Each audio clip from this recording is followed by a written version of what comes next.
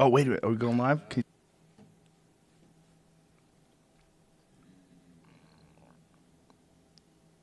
Boom, and we're live. Mr. Carroll, how are you, sir? Very good to be back. Very good to have you back. So you have a podcast now. I do. I've joined the ranks. You inspired me. Well, it's important. We need people like you out there. You have like, what, 7 episodes so far? 7 episodes up, a few more in the can. I'm going to try to dribble them out once a week for the first 6 months or so, see how it goes. Are you enjoying the process? I am. Mindscape, by the way, is the name for those out there in podcast land. Yeah, I'm loving it. You know, the thing that tilted me over toward doing it, because, like, look, I have a day job, right? I can't spend too much time doing this stuff. But what I realized, it was an excuse, a license to talk to people who are not just physicists, right? Because, like, I have intellectual interests that go way beyond just what I do for a living, and in academia, you're not allowed to take seriously anything other than your discipline, your job, right? I'm allowed to be talking about physics, but nothing else. But so now I can talk to historians and economists and philosophers and psychologists, and it's great. Well, you could have just gone to Evergreen State, and then you could talk about anything. When you're teaching a professor, you could just, if you're a professor, you could teach them dance. We have to break out of the system. We have to do it ourselves. Yeah, man. Got to break out of that system. So your podcast, you decided that this would be a great venue for you to just expand on subjects and just get into anything that you'd like. Well, you know, I have opinions about things, and I've never been one who said you shouldn't talk about things unless you're a PhD credentialed expert, right? I think everyone should be talking about everything, but you should know what your level of expertise is. So if you're not an expert, you should listen to people, and you should then make your own decisions, but you should first gather the information. And so I don't feel quite like I can go – I have a blog, and I can write whatever I want on my blog, but I can't really expound on my theories of economics because what do I know about economics? But I can call up a very expert economist and chat with them on the podcast, and both I will learn something and hopefully the listeners will. So you're going to just basically talk about anything? The shtick is we sort of try to pick an idea, right? So for the hour or whatever it is, I don't have your stamina. I can't do the 2.5 hour thing. But just need more of these cavemans. I know. I need more nitrous caffeine in me. But yeah, for an hour and a half, I'll get someone who's an expert, and we'll dig into an idea and try to understand what's going on, you know, in sort of everyday people's language and how it fits into the bigger picture and things like that. And trying to mix up, you know, good old professors, which are my peer group, to sort of – I got some people coming out of left field. I had a professional poker player. I have a movie director coming up, a chef, and things like that. So, but basically, yeah, whatever I want to talk about. That's awesome. So – is this for your own edification, or are you just using it as just a platform? Like what? Yeah, I think that philosophically, I treat it like it's for me, right? Like I'm not going to do guests or topics or not do topics because the people say so, right? Like, there's plenty of people out there who don't want me to talk about anything other than physics, of right? course. Or at least nothing that involves politics or religion. Stay in your lane, bro. Very much, right. But I love talking about politics and religion, so guess what? I'm going to talk about those things. And then hopefully it finds an audience, right? And so I'm willing to listen to suggestions, but mostly I have to treat it like it's for me. Well, I think it's absurd to ask someone to not talk about things if they're interested in those things. People love doing it, right? Yeah. Like, and I especially love, you know, the commenters saying, "Oh, you know, of course he's a scientist, so he knows nothing about politics." I'm like, "You're an anonymous YouTube commenter. Like, why should I listen to your opinions about politics?" You definitely can't listen to the opinions of anybody that's willing to take the time to comment on YouTube. What? That's a problem. I mean, like, you would think that they would have the self-awareness. I had a whole bit about it because I was like, what kind of a person does that? Like, who listens to a video and goes, "Whoa, it's about time that I put in my input"? It takes a very rare breed, unless they have like a real specific expertise in what's being discussed. Like maybe it's about auto repair and like that is not how you replace a transmission. Here's why. Or if you're just asking questions. Like I love my commenters. Like mostly the comments, even on my YouTube. Like so I send the video. I don't do video, right? I'm just doing audio podcasts, but you can put them on YouTube with a static image. And for some reason, people like that. People listen to podcasts on YouTube, right? A lot of them. Yeah. And the comments have actually overall been surprisingly good because YouTube is one of the worst, right, overall. But, you know, people say like, "Oh, I didn't know that," or "Tell me more about this," or "This was interesting." That's great. Like, by all means, do it. But if you're like, "Don't talk about that. I want to hear about this," then, you know, block, go away. It only takes a tiny drop of LSD to pollute a whole bucket of water. There you go. And that's really what the deal is with YouTube comments. It's just the sheer number of people. The problem is that YouTube has a dedicated group of shitheads and trolls for whatever reason. I don't know why, but that platform seems to attract some of the worst in people that comment. And I cannot claim that I'm immune to reading it and getting annoyed, right? Like, I'm like, you idiot. Like, I know I should just say, forget it, like, yes. Move on with my life. But I'm like, damn it.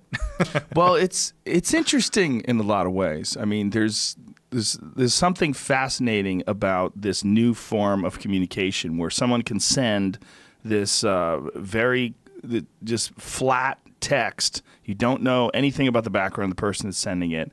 And there's a style of doing that's designed to kind of mess with your head, just to like poke at all of your nerves, right? And look, let me just just to redress the balance here.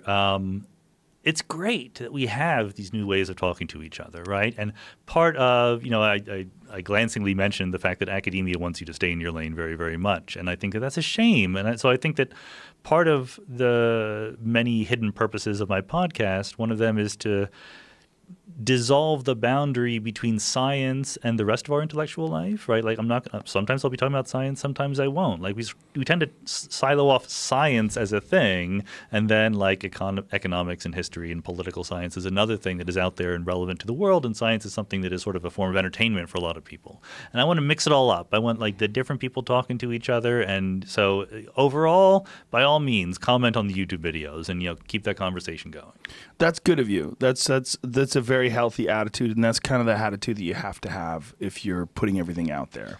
Yeah, and just one more irony is like I don't seek conflict. I'm a conflict-averse person. Like I don't want to argue with people, right? But I do want to say things that are true, and not everyone agrees about what is true. So there's going to be arguments. So I put up with that, but I'm not seeking it out. So I would like this, utopia of rational discourse where everyone is talking about ideas in a dispassionate way and in good faith, moving toward the truth.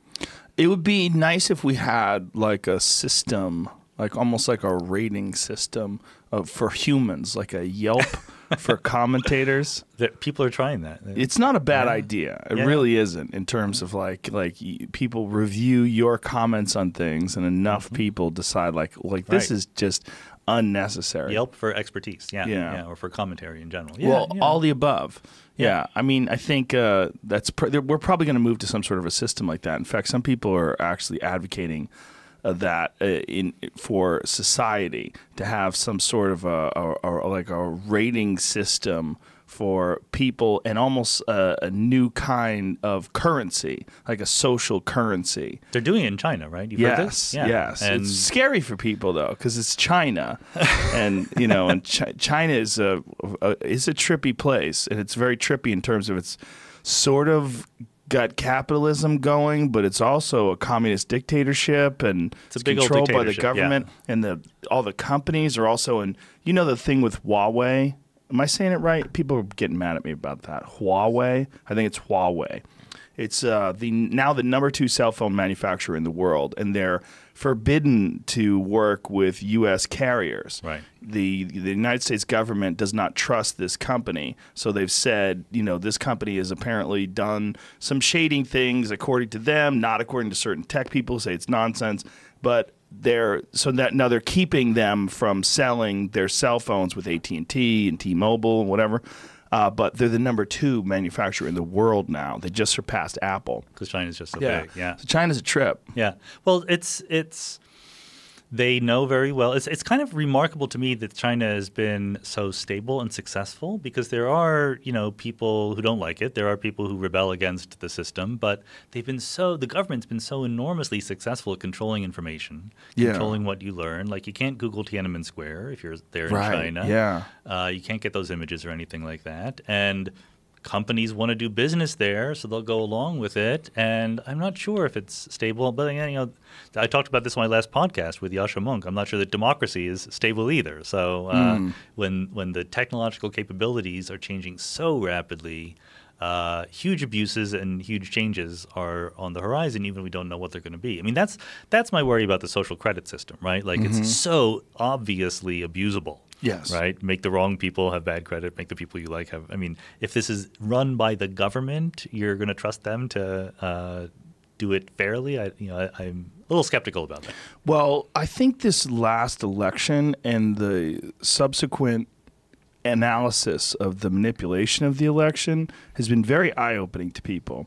And the Russian troll farms. Have you been paying attention to any of that stuff? Yeah. That is a stunning revelation that there's 24/7 businesses where people are set up, where they're hired to just tweet and post things and comment on things, and they're all working in some way to try to manipulate the way people look at the news. Yeah, and the most interesting thing to me, I thought, like, if they were clever, they will do this, and they do it.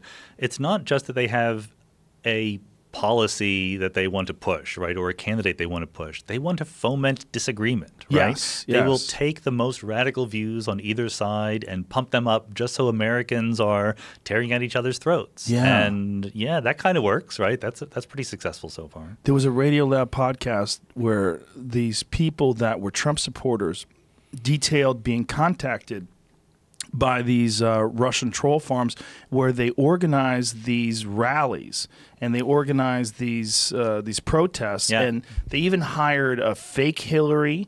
They hired a fake Trump, and they're going to have the Hillary in a cage, and they wanted everybody to yell out, "Lock her up!" And these Russians coordinated this whole thing. Right. And then once it starts, it organically takes over, right? I mean, right. You probably saw just the other day this Trump rally where the CNN reporter was trying to do Jim on Acosta. camera. Yeah, trying to do a camera spot, and he just got drowned out by people shouting at him and shouting obscenities. And yeah, I don't know what that's bad, right? Okay, I mean, it's bad. The media, I wouldn't want that to happen to Fox News. I wouldn't want that to happen to people I disagreed with. Right. You got to let the people in the media be the media. They're not the enemy of the people. Well, what he's done is very dangerous. Yeah, it is.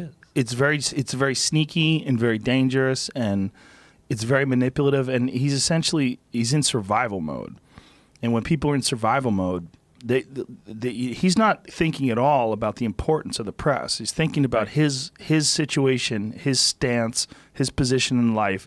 Preserve that. Yeah. And what's the best way to preserve that? Well, someone's attacking me. Attack the people who are attacking me. And you build yourself up by creating an enemy that everyone can agree on, right? Right. So one of the chilling things that Yasha pointed out, there's really, despite the rhetoric, there's never been a successful, truly multi-ethnic democracy in the history of the world. Like, democracies that have worked because one group is the boss. Right. And they give rights to the rest of the people and so forth and try to be fair to some extent, but that's changing. Like, as the demographics of the world are changing, we're becoming more of the patchwork that we claimed to be years ago, and people aren't quite happy with that. They're not comfortable with it, and this is something that can be used to gin up emotional reactions. Yeah, people are terrified of change too. There's always this nostalgia for the past. Yeah, and a past that is not necessarily accurate, right? The past that they envision, and I'm sympathetic, with the real problems, right? There are real problems with inequality and with healthcare and with jobs, and not just the number of jobs, but the jobs are changing. Not everyone is really tooled up to be a high-tech office worker in this day and age, and so I take those concerns really, really seriously. But those concerns are being channeled in very unproductive ways to scapegoat people who don't deserve it. One of the things that's fascinating to me that seems to be boiling under the surface is the possibility that we might need some sort of universal basic income to deal with what's happening with AI and automation. Like automation of cars, automation of normal jobs that people, like food preparation and things that people have come to just take for granted that a human's going to be doing that. It's entirely possible that millions and millions and millions of people are going to be out of work within a very short period of time. And it seems to me that it's one of those really sneaky things that might just catch us before we're ready for it. Yeah, I think that if you extrapolate very far ahead into the future and imagine what utopia is supposed to look like, or the far technologically advanced civilization, why wouldn't we imagine that work is done by robots and machines and human beings are free to be creative or artistic or athletic or just sit on their butts if that's what they want to do? If you believe that that's a possible future, then the way to get there is to, as robots and machines do more and more, make it more and more possible for people to live without working. I think that's is at least, I have no idea whether it works in practice. I'm not an economist. I haven't studied it, but I think it should be taken seriously as an idea. If you looked at it as a pessimist, if you looked at it with a cynical perspective, you'd say, well, people just, they don't have motivation, then they behave like rich kids or entitled people or people who won the lottery. They blow all the money. They don't take it seriously because they didn't earn it. It goes against human nature. Yep, I get that, and maybe it does. Let them do it. Who am I to tell people that they need to be virtuous by earning a living in some job that they may or may not be able to keep for very long? Like, people who say that usually haven't gotten fired from their jobs recently, right? Yeah, and I always feel like the people that are actually ambitious, but the real problem I think would be growing up with that. I think if you got it as an adult, you'd probably recognize it as a safety net that it is. But if it was during your developmental process, you might rely on it as a constant. Yeah. And so that might be a problem in terms of motivation. I think so. And I think that, and you see it, right? I mean, I have friends at various levels of income and class that they grew up in. And you can always tell people who grew up in very comfortable environments because they don't have jobs, they have projects. Right? Yeah. Like I'm working on a project because they're not really worried about the project failing. Like if you grew up without that safety net, you're more cautious, right? Yes. Like you have to have a fail-safe. You have to have a backup plan. But what if everyone had that backup plan? What if we could all do projects instead of work? Is that really a worse world? Do you know any trust fund people? Oh, yeah. Yeah, the ones that I know all blow their money. Actually, I know some very wealthy people who raise their kids really well. And, as trust fund people. Oh, yeah, as people who never need to work a day in their lives, and they all work really hard. That's so weird. Yeah, it's possible. Find those people and clone them. Yeah.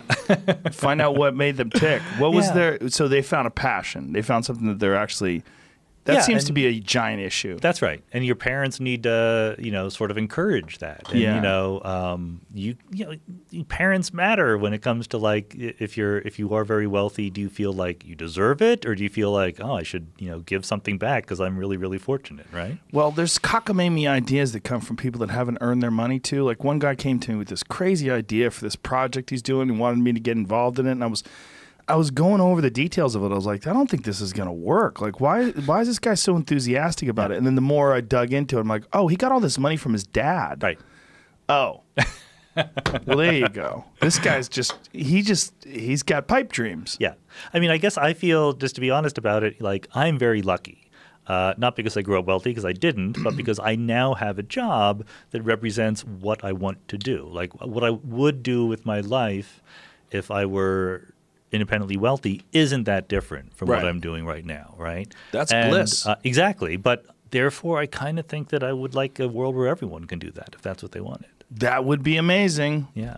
The real question is, does everybody have an actual interest? And if they don't, is it nurture or nature? And if they don't, do we force them to? Is that what do we want to do? Bro, find something you love. Yeah, find something you love.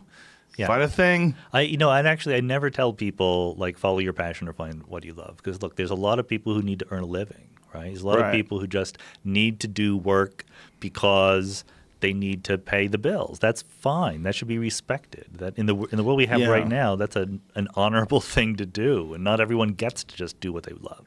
That's true. There are some things though that you can do for a living that you'll actually enjoy. Like you need to make a living, but because of your temperament, because of your interests, you can find a thing, whether it's carpentry or whatever it is that you find to be fascinating and fulfilling when you're actually doing. You're making a living, but you're also doing something like, man, this is very satisfying. Maybe that's true. I mean, it's certainly true. It can be done. Can it be done for everyone in the world? I don't know. That's a good question. I don't know. Yeah. Well, there's so many styles of living too. When you're talking about China, I was in China recently. We spent some time in Thailand, and we flew through China. And one of the things you realize about China is there's a totally different way of moving.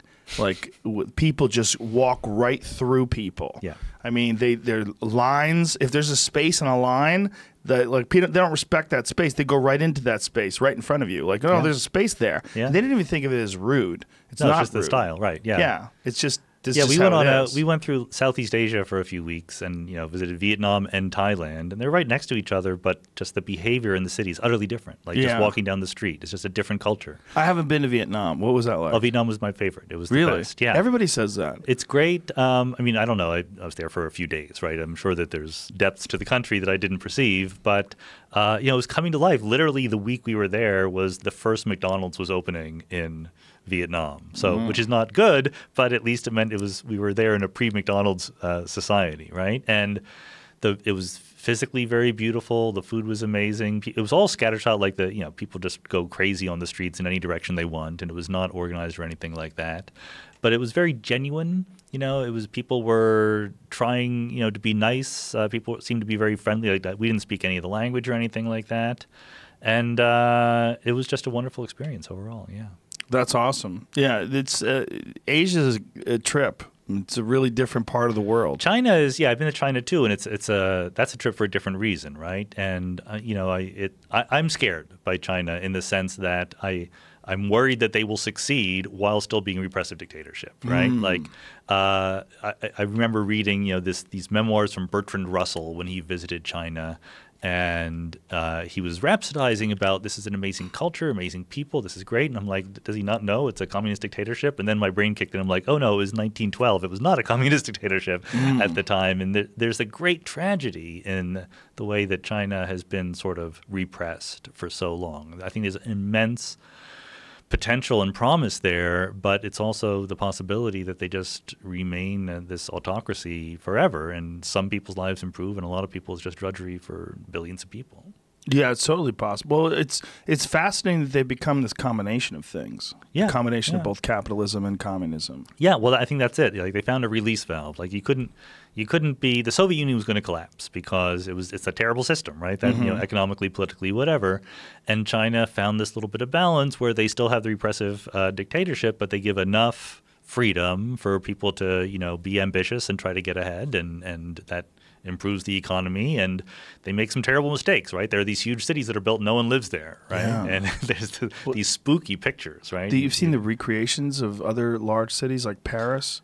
I've seen that. That's the weirdest thing. And sometimes like cities like Shenzhen, like right next to Hong Kong, it's a city of 5 million people. 30 years ago was 50,000 people, right? Like they built it. In a couple of years, and other places like, oh, we'll build a shopping mall here where and it's just instantly it looks like Detroit the next day. There's no one there, and no one no one builds anything, no one does anything with it because it's not really capitalism. It's still a planned economy, and there's pluses and minuses for that, no doubt. One of the big fears about China is their experimentation with genetics. Is that they're willing to do things ethically that scientists in America and a lot of parts of the Western world are not willing to engage in yet, including the use of CRISPR on human embryos. Yep. And I think so I have mixed feelings about that. I think it's going to happen in all cultures. I think we're going to do it, right? I actually had sorry, I haven't released that podcast yet, but stay tuned. I have an excellent podcast coming with Carl Zimmer, who is a science writer who just wrote a long book about heredity and genetics. And so what they're going to be doing with the designer babies. It's not science fiction as far as I can tell. It's going to happen. And but it's very unclear what it will mean because we're not any good right now at figuring out how genetics how your DNA turns into a person, right? Yeah. Like, it might be like, that we find something other. If you change this particular gene, sure, you can live twice as long, but also you'll have Parkinson's disease when you're 14, right? Like we don't know what the interdependencies are and stuff like that. But it's coming. Like I think that the idea that we will be choosing embryos to come to term and be people on the basis of their genes before they're implanted in a uterus is 100%. That's going to happen, and the chance that we're going to be editing them is 99.99% chance. And you're right, China is way more willing to do that.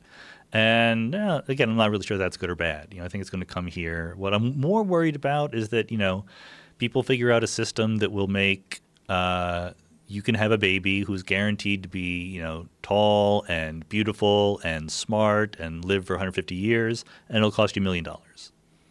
Then that'll be a little bit unfair, right? That'll be an issue that will come up. Yeah, but then isn't it unfair that The Rock is The Rock?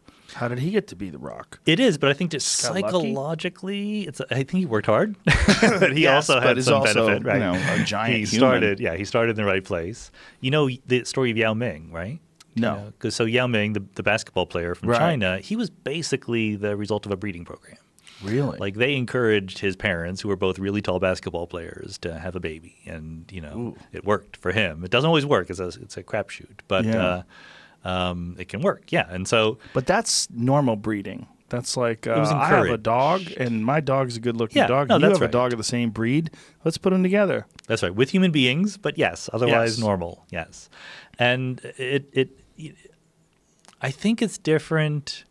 It's different psychologically because we think it's different winning the lottery than already being rich and therefore being able to afford something that changes who you are. Right. Right. I think that I don't know. Maybe I'm wrong. Maybe people will think that that's awesome, and these people will all be celebrities, and we'll follow them on Instagram. But I suspect people will be rubbed the wrong way at that kind of access to something that most people can't afford. They most certainly will. They most certainly will. But I think if you look at it objectively, if you look at the interactions of the species as a completely outside observer, you would say not only is this inevitable, but this is going to lead to some really spectacular changes in what a human being is. Like think about a big part of what we're concerned with constantly on a daily basis is healthcare, right? People are very concerned with people that have to deal with debilitating diseases and all. If we could just eliminate all those, why wouldn't you want that? Yeah, I think you probably will be able to, and it will probably happen. That I think is,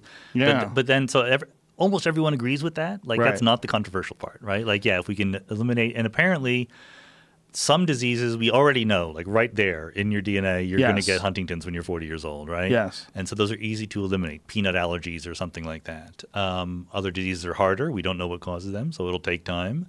But I think that would be uncontroversial if you could just remove diseases from people ahead of time. It's a little bit different if you're choosing their hair color and skin color and shape of their nose and feet and whatever. That gets... It does get squirrely, but it's also, when the idea of it being a cost prohibitive issue. Well, isn't that the case with almost all technology as it emerges? It's very. Remember when plasma TVs were like $20,000 for a small television? I remember I saw them. It was only like a 30-inch television or something. That was exorbitant, and I was like, "This is incredible." Like, look at it, it's flat. It hangs on the wall. This is incredible. But now everybody has them. Yeah. And they're cheap. You can get one for a few $100, and it's way bigger and way better than what it was back then. Yeah, and I think that actually that's very realistic. That maybe it will be $1 million, but then 10 years later it'll be $100,000. And it has to sort of be $1 million first. Right. It kind of just like cell phones, like everything else. It has to be a really expensive thing, and then eventually it trickles down like cell phones and becomes available everywhere to everybody. Like if you look at the average person's cell phone, if you buy a cheap cell phone for like $300, it is way better than an iPhone from 10 years ago. Yeah. It's just in every way. Yeah. No, and I think that's probably right. And I think that it's one of the things that's happening. Like we're still at the beginning of technology, right? Like technology is not that advanced compared to where it's going to be. I have another podcast guest coming up who is an expert on aging and how we can fix that by messing with genes a little bit. Right? Was it Aubrey de Grey? No. This was a real scientist at Princeton, someone who's just doing experiments. Isn't he a real scientist? I don't know him that well, so I shouldn't say, but I think of him as an advocate for anti-aging, right? Which is good, which is cool. But but my guest, Colleen Murphy, is just like a biologist who's working on things and discovered something, right? Like she's not trying that hard. Right. You knock out a certain gene in the certain worm, and it lives twice as long and without any decay, right? Like it doesn't get old, because it's fascinating. Like, why do we die? Why do we grow old? Like, it's not necessary. Like, you could design an organism that doesn't get older. It would die from random bad things. You get hit on the head with a brick, but you don't need to die. The reality is that evolution programmed aging and death into us, because once we have kids or once we've outlived our reproductive lifespan, we're not useful anymore. So biology wants us to die. And so that in other words, it's potentially fixable. It might not be easy, might be not happen 100 years from now, but it could. So I think that, aging, genetic engineering, brain-computer interfaces, all that stuff is going to, within the next 100 years, totally change what it means to be a human being, and we're totally not ready for it. And so I was saying this to Carl. Carl's like not that. Carl Zimmer is more or less sanguine about it. He's like, don't worry, just we'll put regulations on it, it'll be fine. And my attitude was, no, actually, we should think of the absolute craziest science fiction scenarios because I want to be prepared, right? Even if it doesn't come to pass, I want to worry about the least probable things because it might spark something that actually helps us down the road. Yeah, there was a recent discovery. They figured out a way to shut off whatever it is that causes wrinkles and reverse the process. So whatever is causing your skin to get wrinkly and sag, they're reversing that process. We might be members of the last generation to die. Whoa. Or of old age. Right. We won't be immortal. Well, then if you thought you were immortal, if you thought, well, let's say you thought that your average lifespan was 1 million years, would you suddenly become way more cautious? Oh, I'd start jumping off buildings and shit. I would do I have a friend of mine who does that flying squirrel suit stuff. He holds the world record. You don't become invulnerable, you just don't age. Yes, exactly. That flying squirrel stuff is truly dangerous. Oh, it's super dangerous. Yeah, base jumping. What if they could just fix you? But that's a separate thing. Yes, that's possible, right? Like maybe they could back you up. Take your goo. Back you up, and then you just die, but they build your clone, put you back together. Like all these crazy science fiction scenarios. I don't think I think that backing up is way harder than people think, and I think that stopping aging is way easier than people think. But we'll see. I agree with you. I went to the 2045, I think they're calling it, conference in New York City a few years back ago. It's all the Ray Kurzweil advocates that think you're going to download brains into computers and stuff along that. Not that compelling. Like I was that stuff. I was like, "What are you gonna do? What's gonna happen?" And it seems like everybody had this idea of one day we'll be able to do this and we'll be able to take consciousness. And I'm like, it's not. I mean, maybe it doesn't violate the laws of physics, but it's hopelessly impractical compared to anything we can do right now. Like the human brain, it's just not something you can read out, right? Well, my question, and this is something that really concerned me, was what's to keep someone from making hundreds of thousands of versions of themselves? Like, what's to take someone from some really rich billionaire character that can afford to do this and say, I'm going to do this many, many times. Then I'm going to have my clones make clones of clones, and I'm going to fill up a whole island with me. Why would you do that, though? Because you're a crazy person. Okay, I mean, crazy people are allowed to do crazy things, right? But I mean, imagine if you had 100 Sean Carrolls in your house working on things. But they're not the same person. What if you found out that 30 of the Sean Carrolls were smoking crack and I know. banging hookers and driving fast on the highway in the wrong Sean direction? Could you imagine if you realize that like after a while there is a randomness to even being you? Right. Sure. Yeah, is Evo Devo, right. The environment you grow up in matters. That would be really fascinating. If that would be an excellent episode of Black Mirror where someone cloned themselves and found out that a certain percentage of their clones were just fucking crazy. Or they were the crazy one, right? Yes. Like all their clones were very different than them, and they were all the same to each other. Yeah, or maybe having all those clones somehow or another set something off in them that made them crazy because they were in competition with all these other people that were exactly like them. This is golden. Yeah, we should edit this out of the podcast so we can write up this episode. There's a real concern with messing with biology in a way that's never been done before. Exactly, and I think that the extent to which it's coming is something we haven't quite faced up to yet. Right. And it's really coming. It's coming fast and profoundly, and we're not ready. Yeah, and the possibility of just creating a world that we're not prepared for and we're not prepared for the consequences of. Yeah, exactly. So that's why I'm all in favor of thinking crazy, right? Like just wondering what it would be like. Even if the answer is no, that'll never happen. At least, be prepared a little bit. Think of all the alarmist crazy scenarios. Yeah. Have you really gotten into CRISPR? Have you really looked into that stuff at all? Not that much, It's a little too applied, a little too real world for my taste. But for people who don't know what we're talking about, it's a new technique for editing genes that was discovered accidentally while examining the effects of. The story is amazing. I mean, there are these bacteria. Here's Here's the thing. We think of DNA as where our genetic information is stored, right? Like you have a little code, it's a little like list of symbols, A, C, G, T, and they're in a row, and that's it. It is handed down from parents to children. But the reality is way more complicated than that because different parts of the DNA do things and different ones don't. Some of them get turned on, turned off. We have mitochondrial DNA, which are not our DNA. We have these little subcells within us that get carried along for the ride and have their own DNA.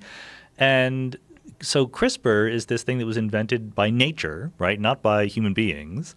These bacteria who were trying to resist viruses, right? So the viruses would come in and attack them. And basically the bacteria learned a way to steal part of the DNA of the virus and keep it as like a facial recognition software thing. It's like a template, like, oh, this DNA thing is approaching me, that's a virus, and I should attack it, right? Like this is something that I learn how to fight off. And so to do that, I need to be able to snip out a little piece of DNA. And so scientists, biologists learned that they could train, this is a little bit fanciful way of putting it, metaphorical, but they could train the bacteria to go in there, snip out pieces of DNA, and you can do that for any DNA you want. So, and you can replace it with something else. It's not really very high precision right now, but that's coming.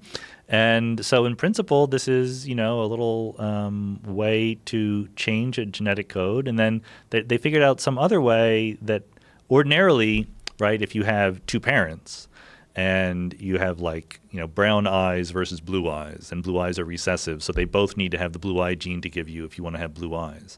But they figured out a way that you can change the DNA, and it automatically, with 100% accuracy, gets sent to all of your offspring, right? It's not 50-50 chance or whatever. So then you can just propagate a change in the genetic code throughout the species pretty darn quickly. And human beings take a long time to breed, but animals and plants, it's a whole nother world, right? You can design those very, very rapidly. And there's already been at least one revision of the process, right? I think so, but yeah, I think I just told you everything I know about it. I think they're continuing to improve on the process, and it's really going to be very interesting to see where that goes as that advances. Yeah, I think this was a concern with places like China. Right, they're already doing this. They're already right. manipulating genetics and trying to create super people. And I think that the chances that gives them a great basketball team are greater than the chances that give them a bunch of brilliant PhD scientists. Well, that's where it starts, right? A lot of it starts in competitive athletics. Have you paid attention? Did you watch the documentary Icarus? No, I did not. Yeah, fascinating documentary that's on Netflix right now about it really is a kind of a crazy set of circumstances. There's a guy named Brian Fogel. He's the director and the producer of the movie, and he was a competitive bike racer, and he decided to document what he wanted to do was compete in a bike race, 100% clean, and then get a Russian scientist to juice him up. Oh. So in the process of getting this Russian scientist to juice him up, he stumbled upon a scandal. And in the middle of him making I'm shocked. Yeah, but I mean in a crazy way, because this Russian guy is the head of the anti-doping agency in Russia. And he was just sort of informing him how you would do this. So he teaches him, informs him how you can do this. While this is all going on, it turns out that the Russians had completely cheated their way through the Sochi Olympics.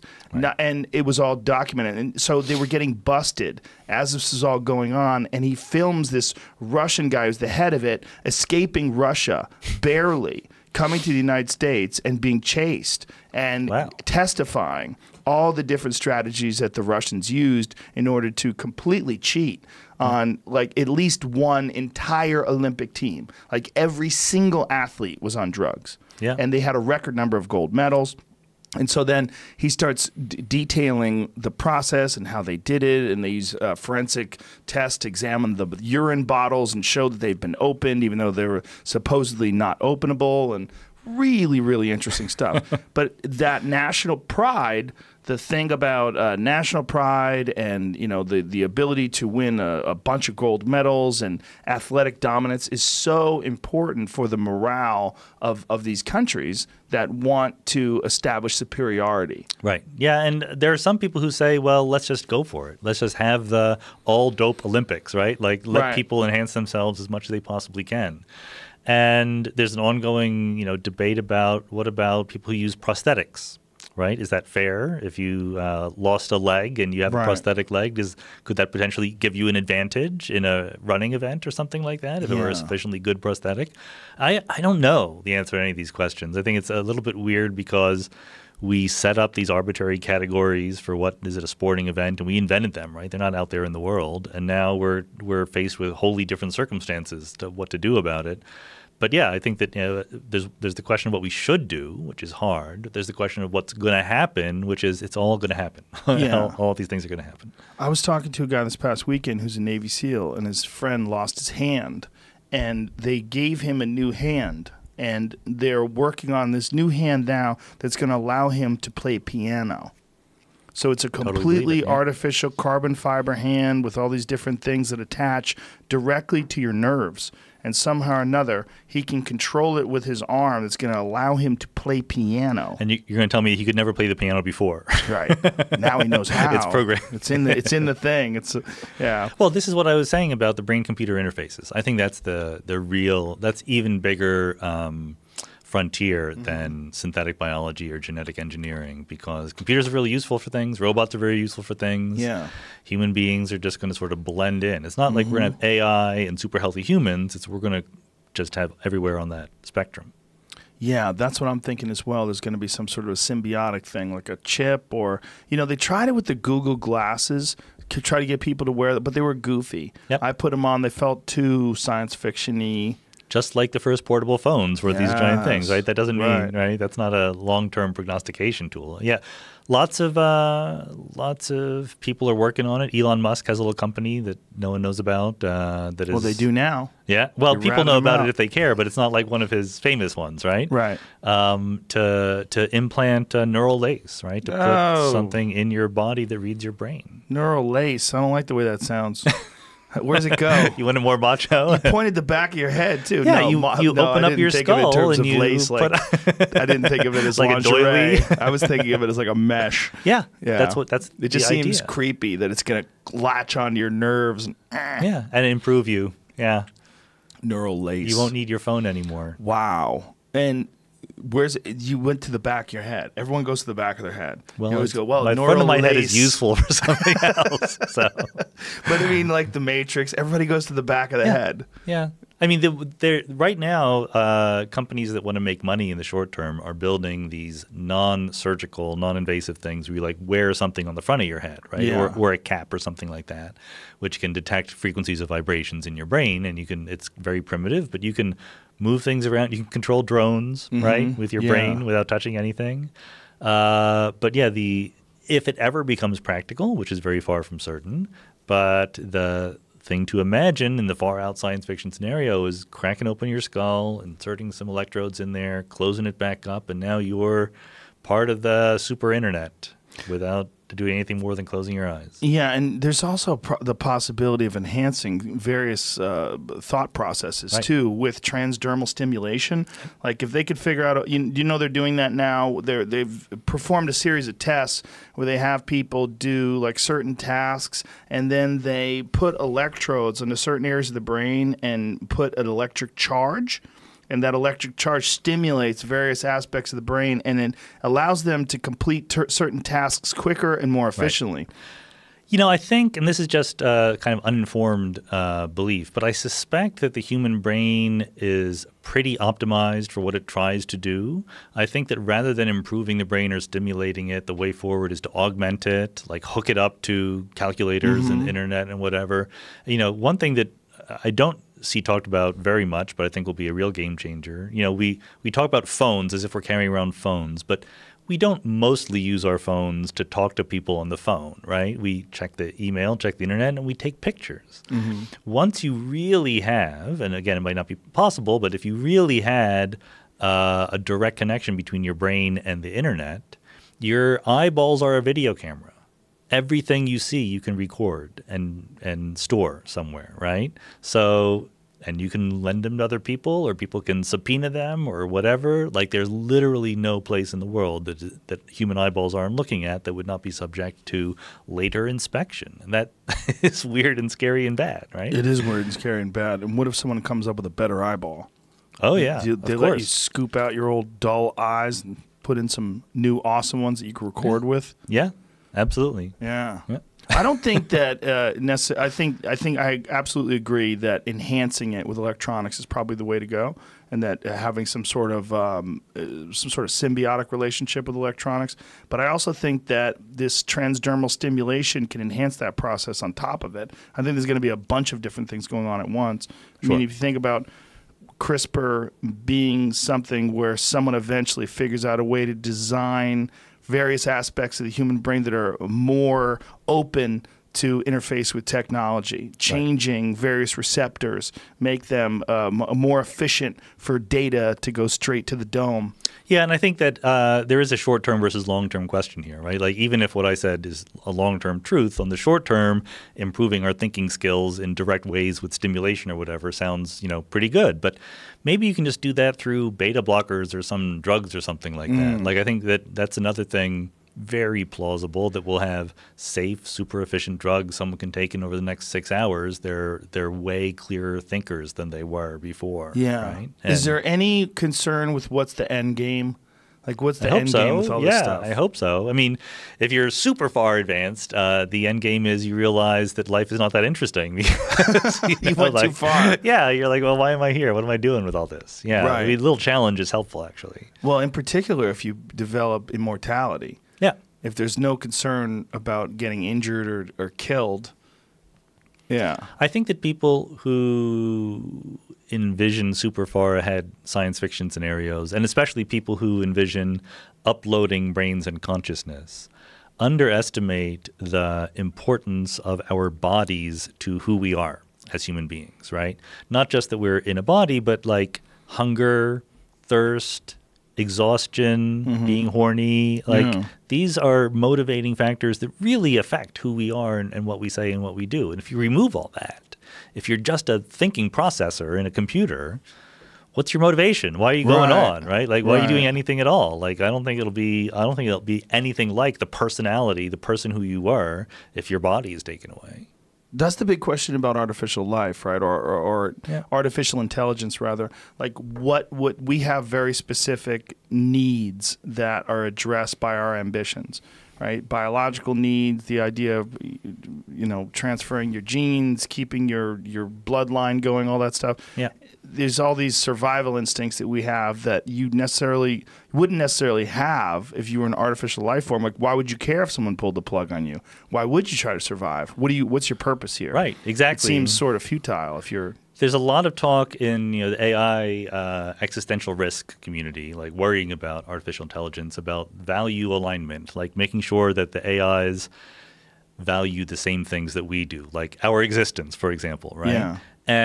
But I think a little bit, at least what I hear, and I'm not an expert, but what I hear seems a little bit off the mark because they're talking about what to program into the AI. But if it's in any sense really an AI, it can reprogram itself, right? Yeah. Like, you can change your mind as a human being. You can change your values. You can change your motivations. Artificial intelligences should be able to do the same thing. And in fact, they better be able to do that if they're going to be truly intelligent. If we're going to mimic what a human being can do, it can't be something where we program them to just do a task, because that's not intelligent, right? So if that happens, then who knows what they're going to eventually be motivated to do, if anything. Like you said, like, what is their motivation even to do anything at all, or even to exist?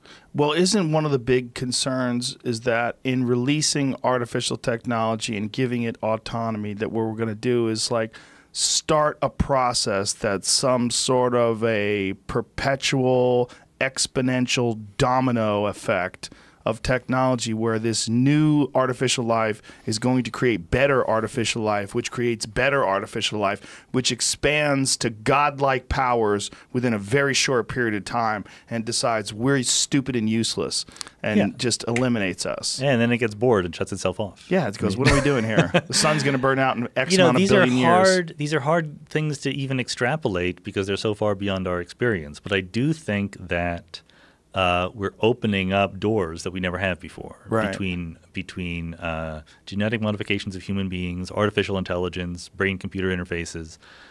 We don't have the experience or the capacity to really even ask the right questions about these things. Right. Sort of rudimentary the ideas that we have of like what is necessary are really based on our own biological needs. Yeah, of we course. have family, we want to keep everybody healthy, we enjoy our community, we want to keep it safe, we enjoy our earth, we want to keep it clean, we want to save things for the future generations, and all these concerns that we have that are very biological. Yeah. They just won't exist for artificial life. I think that's exactly right, and I think that what we're really good at, or what we're better at in terms of imagining the future, is taking what already exists and just expanding it, right? Yeah. Like, so when people, I think that maybe we talked about this on the last podcast, but when people first started imagining mechanical devices to carry you around, mechanical transportation in the late 1800s,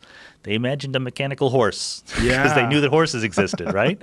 And the car was a totally different thing, and people hadn't thought of that originally. And then when people did think of cars, they thought of flying cars because they saw they were flying animals, right? And the flying cars haven't appeared because we didn't. What they should have been thinking about is how are our cars going to change our cities and our commutes and how we live, right?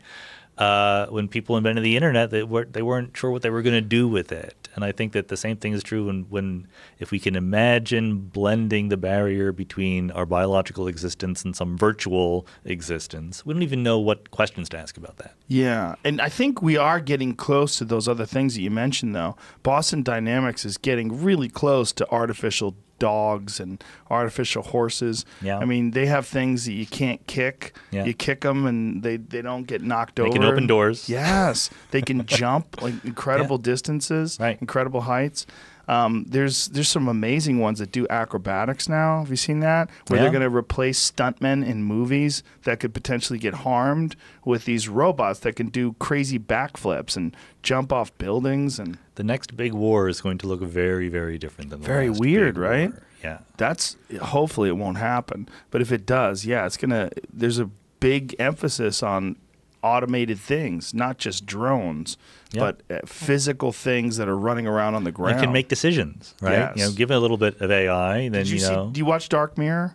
I haven't seen it. It's in my queue. There's an insane episode on. Do you remember the name of it? The one with Black Mirror. Black Mirror. Did I say Dark Mirror? Yeah, Black Mirror. There's an insane episode on these little robots that are chasing. Like Metal Face or something like that, or Metalhead, something like that. Yeah. It's about robots chasing after this lady. And it literally is these little tiny Boston Dynamic robots, but they can kill you.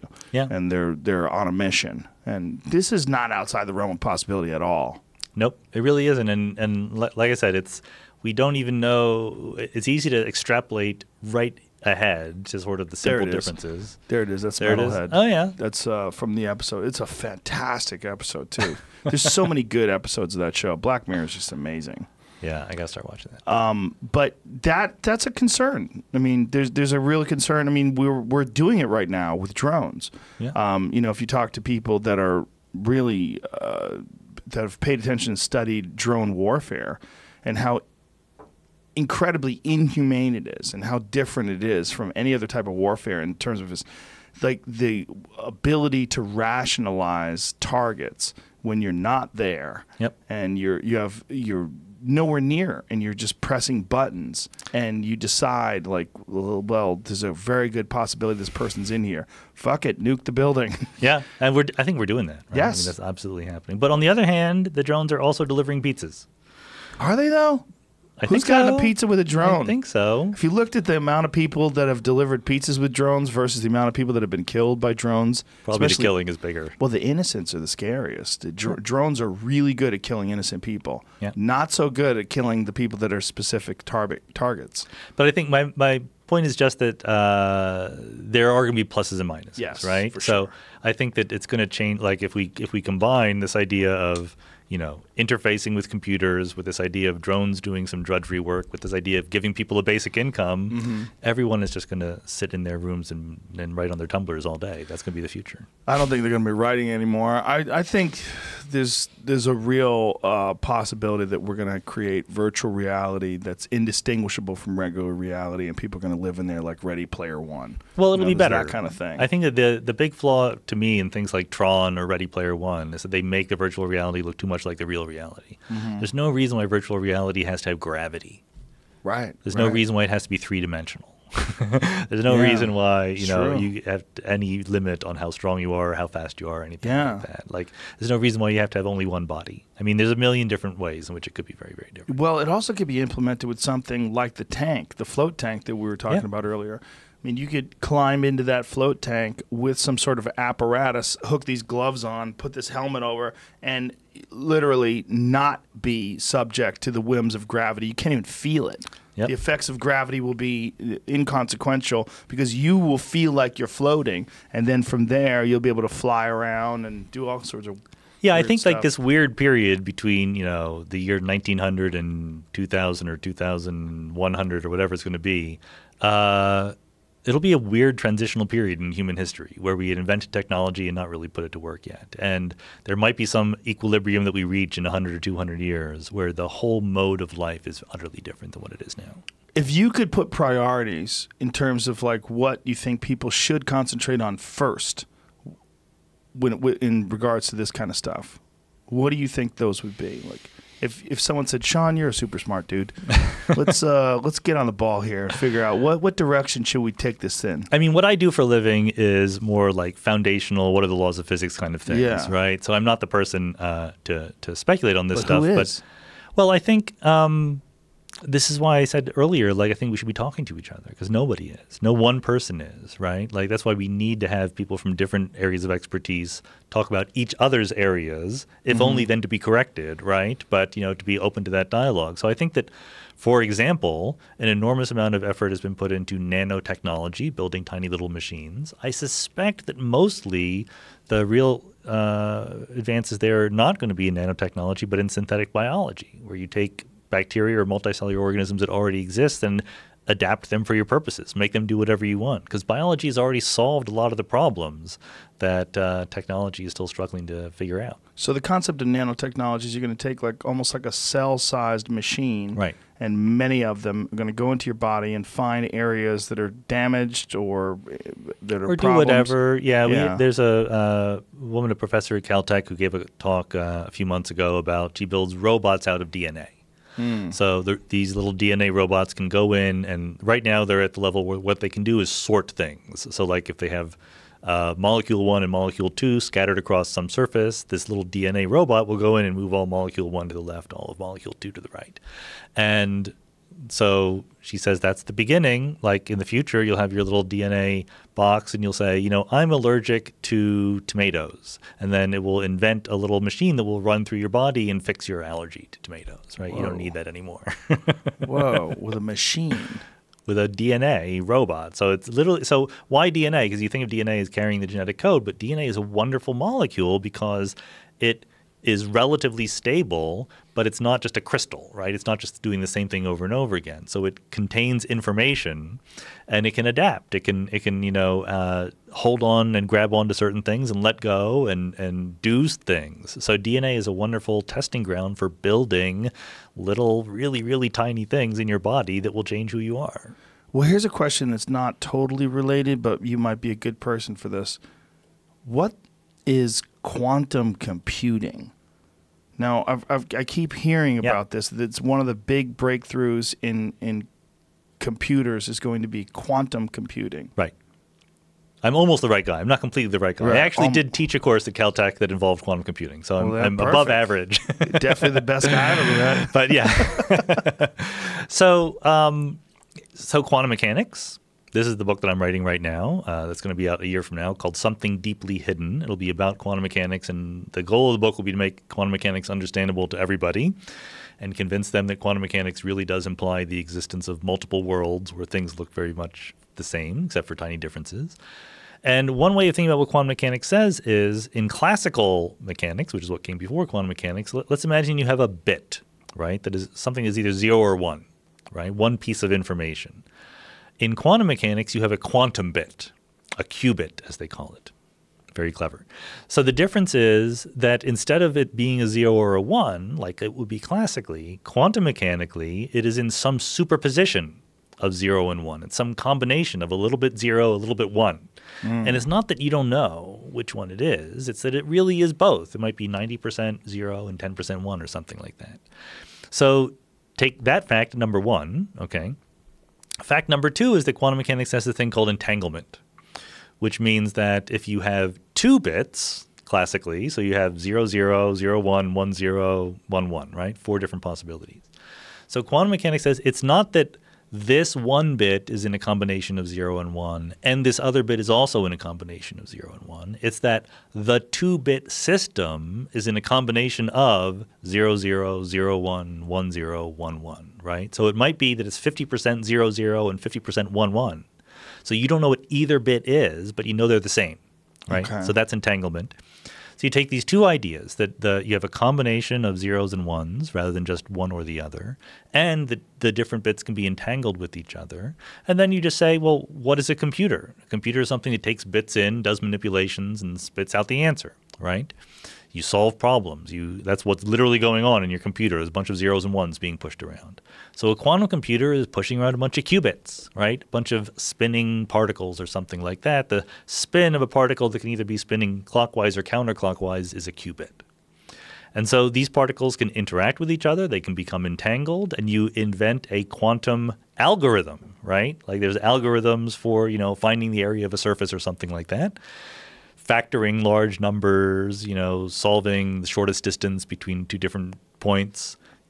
You can do this using the rules of quantum mechanics instead of the rules of classical mechanics. And the belief, which is not yet 100% established, but we think is true, is that there are some problems that are really, really hard to solve for a classical computer, which means that you can easily make the problem long enough that it would take the lifetime of the universe to solve it on a classical computer, which quantum computers can solve quite quickly and efficiently.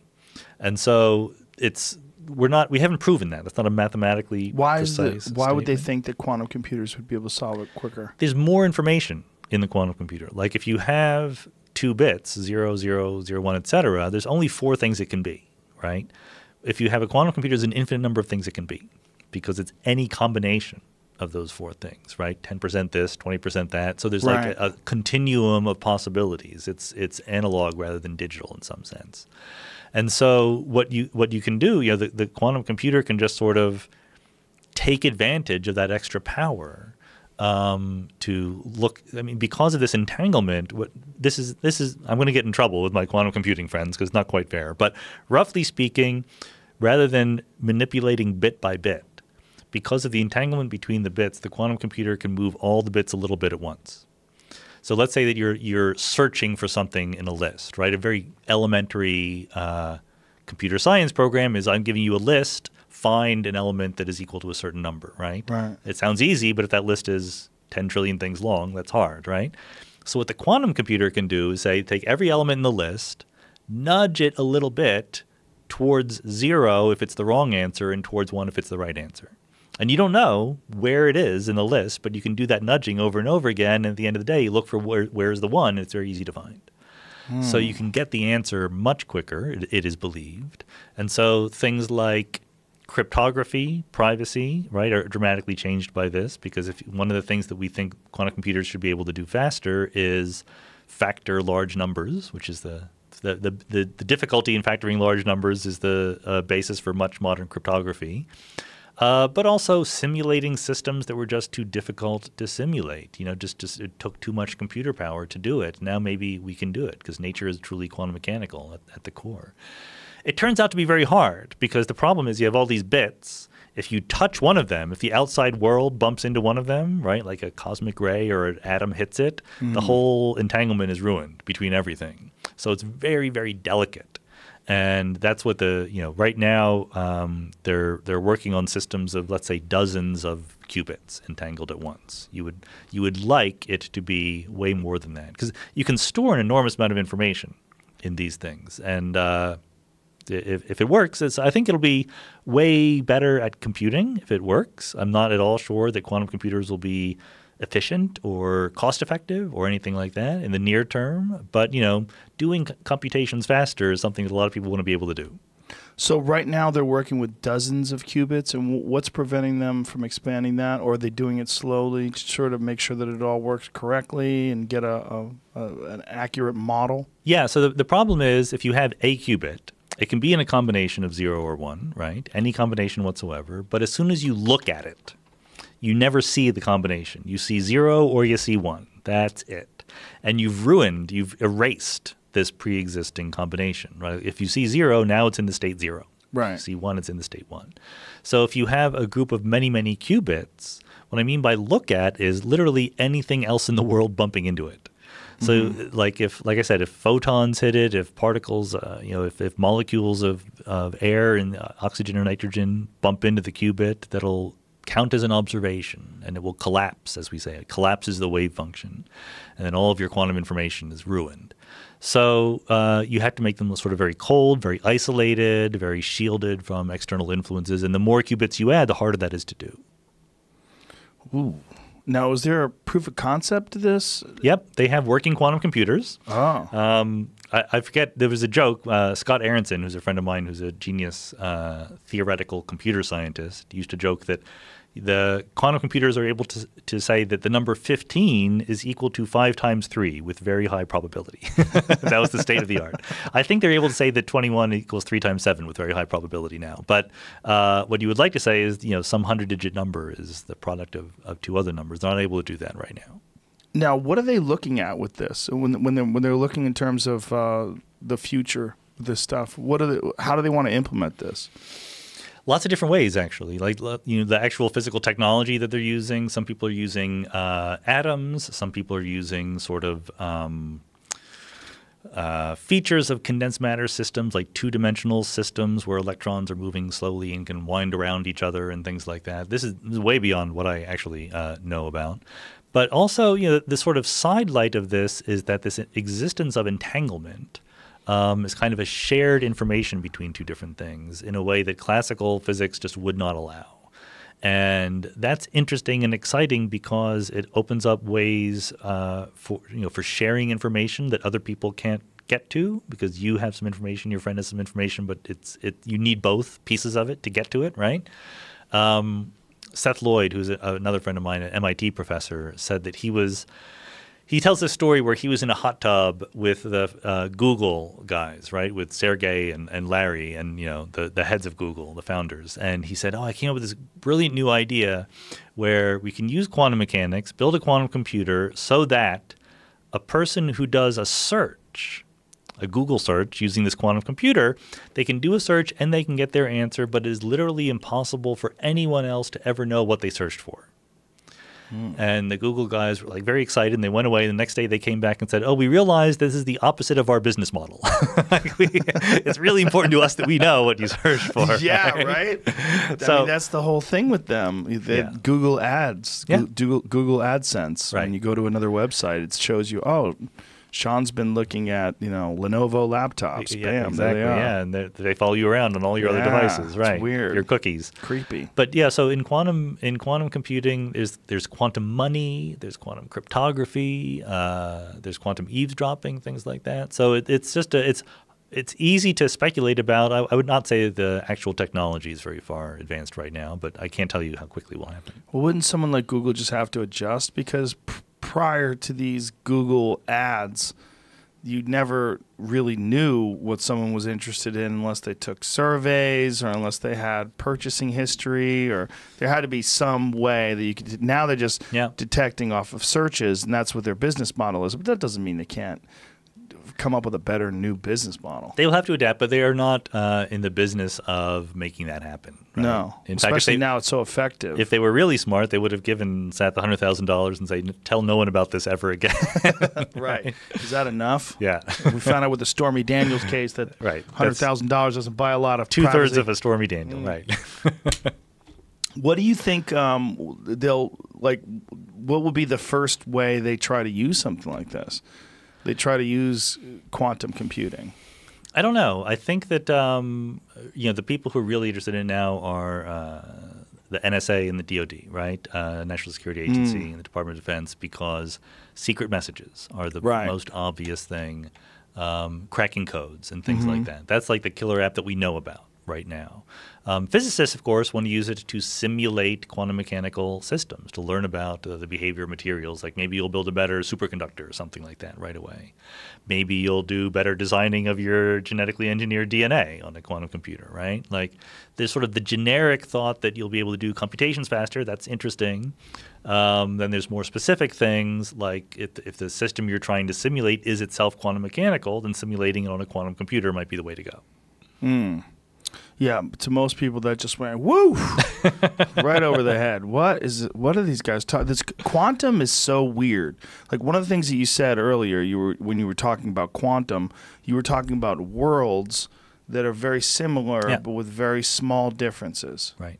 Yes. So I forget whether we talked about this last time, but there's this whole version of quantum mechanics. Well, let me back up because we have time, right? Sure. Quantum mechanics is weird because, among other things, it is by far the most successful theory of physics ever invented. We've tested it to enormous precision, right? There's zero evidence that quantum mechanics is in any way not right, but we don't understand it. We like not just people on the street, like professional physicists don't know exactly what quantum mechanics says. Right? So how do you practice it? Well, we have a recipe. We have a black box, right? The way that I put it in the book is, imagine you had a website you could go to and you would say, if I threw a ball with a certain velocity in a certain direction, how far would it go? And it would give you the answer right away. Depending upon the atmosphere. Yeah, you put all the details in, it gives you the answer. Does that count as you knowing the laws of physics? No.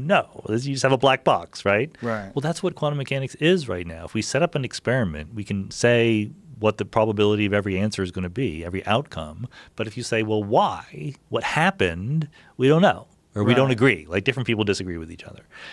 And so this version of quantum, there's different versions that try to answer this question: what's really going on beneath the surface, right? What's the deep down story of the world? And one of these stories is the many worlds interpretation of quantum mechanics. And it was invented by a graduate student, Hugh Everett, in the 1950s, who was instantly kicked out of physics. Because Really? Yeah. Oh, yeah. There's a long, unglorious history of people trying to think deeply about quantum mechanics and being shunned in the community for doing so. Because we've set up this weird thing where, there was literally a memo that went around the major physics journal in the United States said we will not even look at papers to try to think about the foundations of quantum mechanics. It's embarrassing. It's terrible. It's like we need to do like real work, like shut up and calculate. We need to build bombs and things, not think about the nature of reality, which I think is very much antithetical to what physicists should be doing. But anyway, so what many worlds says is, when we do talk about quantum mechanics, so let's say we have a qubit, we have a spinning particle, right?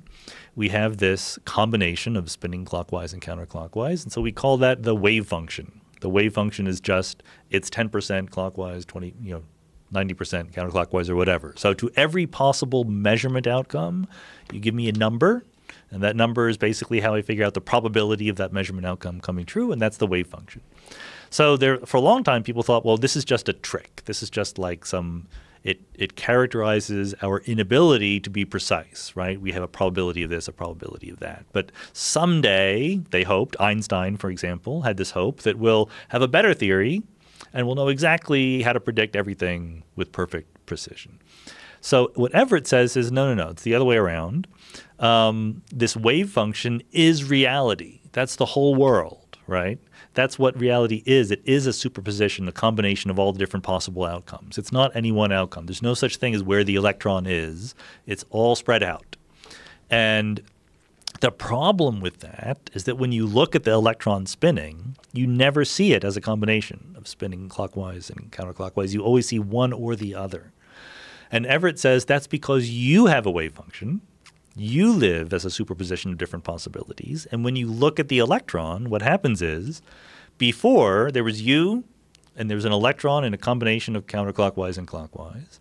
Afterward, there is the electron was spinning clockwise and you saw it spinning clockwise. Plus, that's 10%. Then 90%, the electron was spinning counterclockwise and you saw it spinning counterclockwise. And both possibilities are real. but they're separate. They've branched off from each other. They've gone their own ways. They're separate versions of the world, separate copies of reality. That's why it's called the many worlds interpretation of quantum mechanics. Possibilities is always a big feature. That's the thing that people are constantly discussing, right? Yeah. What are the possibilities? Predicting the possibilities. And when it comes to human beings, this is also randomly discussed because we talk about determinism versus free will. Mm-hmm. We talk about what's created, what are the possibilities that has created a Sean Carroll, and why do you think the way you think, and why are you going to say the next thing you're going to say? Yeah. And how much of it is biological? How much of it is your life experience? How much of it is information that's dancing in your head? How much of it is you interacting with me, the last thing that I've said to you?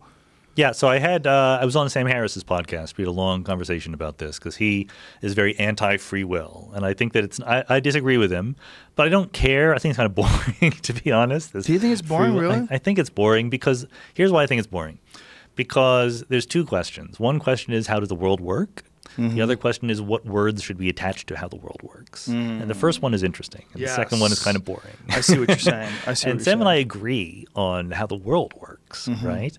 But I am what philosophers call a compatibilist when it comes to free will, which is I don't think that I have some ways of thinking my way into overcoming the laws of physics, right? Like I'm made of atoms, made of particles that obey the laws of physics. If I talk about myself as a large collection of atoms and particles obeying the laws of physics, then clearly there's no free will. There's just the solution to the equations, and sometimes the wave function branches, and there's now two of me, but that's whatever it is. There's no spark of consciousness that lets me overcome what the equations say is going to happen. But guess what? That's not a fruitful way to go through your life in terms of talking about human beings. When you meet somebody for the first time and you say, like, what do you do? Who are you? They don't give you a list of their atoms and say what every atom is doing and say, go ahead and solve Schrodinger's equation to figure out what's going to happen next, right? You tell a story. You say, like, you're a person, you grew up in a certain place, you have a certain job, stuff like that. You dramatically condense the information about who you are into a few salient points. And among those salient points are, I am a person who thinks and makes decisions. Every person in the world, no matter how anti-free will they are, talks about people as if they make decisions. And the reason they do is because that's how people are. That's the best way to talk about people. It's not like just a compromise. Like if you don't know the atoms and molecules in somebody's body and you're not infinitely computationally powerful so you can predict the future, then it's correct to talk about people as agents who make decisions. We call that free will. I call that free will. Most philosophers call it free will. If you don't want to call it free will, be my guest. I don't really know. It doesn't really matter to me. I agree with what you're saying. I think that makes a lot of sense, and I think that really simplifies a very complex issue. When I looked at it, and I have had this conversation with Sam as well, I totally see his point, and I think he makes 100% sense. It's just there's no arguing with it. I really think it's very rational, that approach. But I also think that it's very much like what we were talking about earlier, that it's not necessarily just a 1 or a 0, that it's a combination of these things. Free will, there is some mechanism that chooses to do one thing versus another. There's some computation, there's calculation, there's debate, there's discussion, there's a thing inside of you, whatever it is, whatever that process is, that's causing you to, I mean, how many times have people stayed up all night going over and over and over a certain idea trying to find a rational conclusion? Oh, yeah, all the time. What is that? Right, well, what is that? Is that free will? Is that This is where it actually becomes interesting to talk about the vocabulary we use, right? Yes. Because it becomes very, very hard to know where to attach the word I or you when you're talking about this. Like we tend to say, I made a decision. Okay, that's fine, right? I decided to have this can of pure caffeine that you put in front of me and drink it. I could have decided otherwise. So that's the question. Like, does it make sense to say I could have decided otherwise? And if you define yourself as the following list of atoms and particles in a certain configuration, then no. Then the laws of physics said that was going to happen. But I don't know what all that is. That's not a useful way of talking. So there's a whole nother way of talking that says, I'm a person and I kind of like coffee, but I already had a cup this morning. And, there's a chance, there's a probability, like you say, that I would drink this and a probability that I would not. And those are completely compatible, although they're different. The only way you get into trouble is if you mix up those two different ways of talking. If you say, like, I chose to have the coffee because my atoms were in a following configuration or something like that, right? That's like talking about us as humans and then switching vocabularies to talking about us as atoms, and that's where you get in trouble. Yeah, it's a weird reductionist take on what it means to be a person that thinks. Yeah. I think, if you say, like, there's no free will in your atoms, then I'm with you. I'm on board, but no one in the world goes through life that way. Right. For good reason, and they never will. It's not going to happen. Yeah, well, and you could break that all the way down to creativity, right? Like when someone sits down and writes something, like where's all that coming from? Is that so just I think, again, there determinism as well? There is an interesting question about, how much we will ultimately be able to unpack and understand about that, right? Like right now, the brain is kind of just a mystery box to us. And there's so much we don't know about how people make decisions, how they remember things, how they come up with new ideas. So where it matters is how we treat people, right? Like the obvious case is responsibility, blame. Like if you think that a person makes choices, then you can assign responsibility to them for making the choices they made. Yes. That's what we do in the world. If someone chooses to rob a bank, we choose to put them in jail, right? Yes. And someone could come along and say, no one ever does this, but someone could come along and say, well, they're just a bunch of atoms obeying laws of physics. How can you blame them, right? That would be dopey. That doesn't make any sense. Right. But what if you were Minority Report? Right? What if you could put someone in an MRI, in a brain scanner, and say, yeah, you know what, tomorrow they're going to rob a bank. Do you arrest them? Is that enough? Right? The fact that their brain was hooked up to violate the law in the future, is that enough to assign personal responsibility to them for that? Or do you do the opposite and say, well, it's going to happen no matter what. We can't really blame them. Well, and also if you do catch this thought process is before the actual action takes place, isn't it possible to correct that thought process with education or some sort of awareness training or something where you could shift the consciousness and abruptly sort of disassemble determinism at its most problematic point? Yeah, so there's a whole kind of interesting set of ideas that are very popular among philosophers right now, which is the question of moral luck. Ooh. So if you're driving down the street and you're buzzed, you're drunk, right? Maybe you get home fine. Maybe someone jumps in front of your car and you run them over because you don't have the agility or the reflexes because you're drunk, right? So you're the same person. You went home, you're drunk, and you're driving home. Right. But depending on the outside world, you ran someone over and killed them or you didn't. But in the world, we blame the person who ran somebody over. We punish them much more severely than the person who got home safely, right? That's not their responsibility. They sort of got unlucky there in the world. So should we blame people who had the chance of doing it? No one knows the answer to these questions. These are tricky things. Like we're not very good, we human beings, at thinking about these probabilistic counterfactual questions. Yeah, that's a good one. That is, yeah. Yeah, who are you then? Yeah. Are you lucky? Oh, yeah, right. I mean, so much of what happens to us in life, we don't get responsibility for. Sure. I mean, we're interfacing with randomness every time we step out the door. That's right. But can you treat people that way consistently? It's hard, right? It's tricky. I'm not giving the answer because I don't know. I mean, I think right. Yeah, this is tricky stuff. We're certainly not like if you lived in a world where you thought that what happened in the world was preordained, that there was all the great playing out as a master plan, or at the very least that there was some sort of karmic influence that made good things happen to good people, bad things happen to bad people, then the world makes more sense, right? I don't believe any of that stuff, but at least then the world seems, if there's something random, you can attach a reason why it happened. There seems to be something to karma in that when you do good things, you make people feel better, they feel about you better, and then they interface with you in a more positive way, and that sort of has this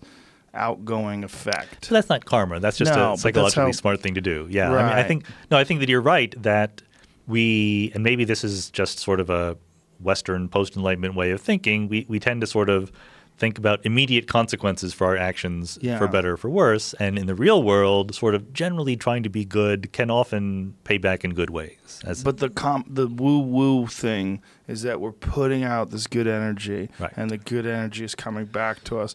And it's a fun way to look at things, although there's no evidence that points to it. Yeah, exactly. Like if I'm in a yoga class and my yoga instructor is talking about different energy flowing through different chakras or whatever, I don't care. Like it doesn't bother me. Like as long as it makes me, do the exercises a little the right Carroll way. eye roll. There's a little, but I'm not going to speak up. Let's put it that way. Right, of course. You're not going to go stop this class. You're teaching bullshit. I would rather have that than if people want to come up with an excuse to be a good person, that's okay. It's funny that yoga class is always the base. It's always where people go to talk about like where woo-woo comes from. Yeah, it's there because I've had if you've done yoga, like there's a whole spectrum, right? Like there's teachers who are basically just physical therapists, and then there are people who are complete crazy hippies who think you have to think the right thoughts, Yeah, but people are always searching for some understanding of really complex issues, and behavior is a very complex issue. Sure, behavior and how you feel, like whether you feel good, whether you feel spiritually enriched, whether you feel positive about humanity, like all these things are like we're always trying to manipulate these states, whether it's through meditation, mindfulness training. Trying to figure out a way to positively interface. It's true, and it goes back to where we started talking about YouTube comments because, like I said, I do react badly to stupid YouTube comments. Well, you're a human being. Well, I'm a human being, but I think that the internet does magnify some of our bad tendencies, right? And I think that, among these, and so I totally include myself as a bad actor here in the sense that it's just so easy to be sarcastic and put people down and, disagree in sort of dismissive ways. And I don't think that's good. I would like to live in a world where people, including myself, even when we disagree with people, even when we disagree with people who are stupid and we're not trying to engage them or improve their lives, just, get on with our own lives rather than trying to have a snarky comeback. Like, I get that there's a purpose to snark and sarcasm and whatever, but it weighs you down, right? Like, this is why people complain about Twitter and social media. Like, it's so much psychic energy just gets sapped by reading all of these complaints on either side. There's no, political bias, right? Like, whatever your feelings are, someone else is making you feel down on the internet somewhere, and it does weigh on you. There's also this weird impulse that people have with whether it's whether it's Twitter or YouTube comments. There's this reductionist take on things to reduce a person down to maybe one statement or misinterpretation of one position, and then have that person be dismissed. Yeah, and I think instantaneously. And it's tough. Like I after thinking about it a little bit, I think that it was a bad decision that James Gunn got fired, for example. I don't know if you followed that that little thing. Guardians of the Galaxy Guardians of the Galaxy guy. Those were really bad tweets. Oh, yeah. They just weren't funny. And he wrote a bunch of them, and there were a lot of it about pedophilia. So I totally get it, right? Like I'm not shocked that he got in trouble that way, but I also think that his response was immediate and correct and grown up. He said he didn't say like, "Oh, I was young; it was a different time." He said like, "Oh yeah, I did that; it was shitty and it was wrong, and I take responsibility." And I do think we got to let people grow. Right? Like that's what most people in this sort of post-Me Too era have not done when they've been accused of these things. They haven't taken responsibility. They've made excuses. And I think that on Twitter especially, I love Twitter. I think it's my favorite social medium. But it is too easy to be reductive. It's too easy to be simplistic and to respond. And one of the things that annoys me the most about Twitter is when someone tries to be good and then 20 other people say, well, you're not being good in precisely the right way. Right? Yes. Yeah. I even though I fail to live up to it myself, I'm trying to be better. I want to be charitable when I deal with other people. I got in trouble on Twitter the other day for defending Kellyanne Conway a little bit. What did she do? Well, years ago, she did the alternative facts thing. Remember when she said, when they were talking about the inauguration, right, and they the said, well, size of the crowd. And people pointed out, like, no, that's just factually incorrect. And she says, well, there are alternative facts. So, like, I don't want to defend Kellyanne Conway. I'm not a defender of her in general. But I think that she just misspoke that one time. I think that what she was trying to say was there are additional facts that we could also look at, right? And of course, it's in a bigger context where she lies all the time and she, lets other people. She is an apologist for other liars. But I think that the idea that these people who I disagree with politically are so divorced from reality that they think they can just make up their own reality. No one actually thinks that way. Like the people who disagree with me about politics or religion or whatever, it's comforting for me to think that they are, just cheerfully making up facts and reality by themselves. They don't think of themselves that way. They think that they're being truthful. They think that they're being rational and correct. And so I should at least grant them that that's what they think in their own right. Well, I'm going to disagree with you on that because I don't think that, first of all, I don't think that she's granted any sort of autonomous decision-making capabilities.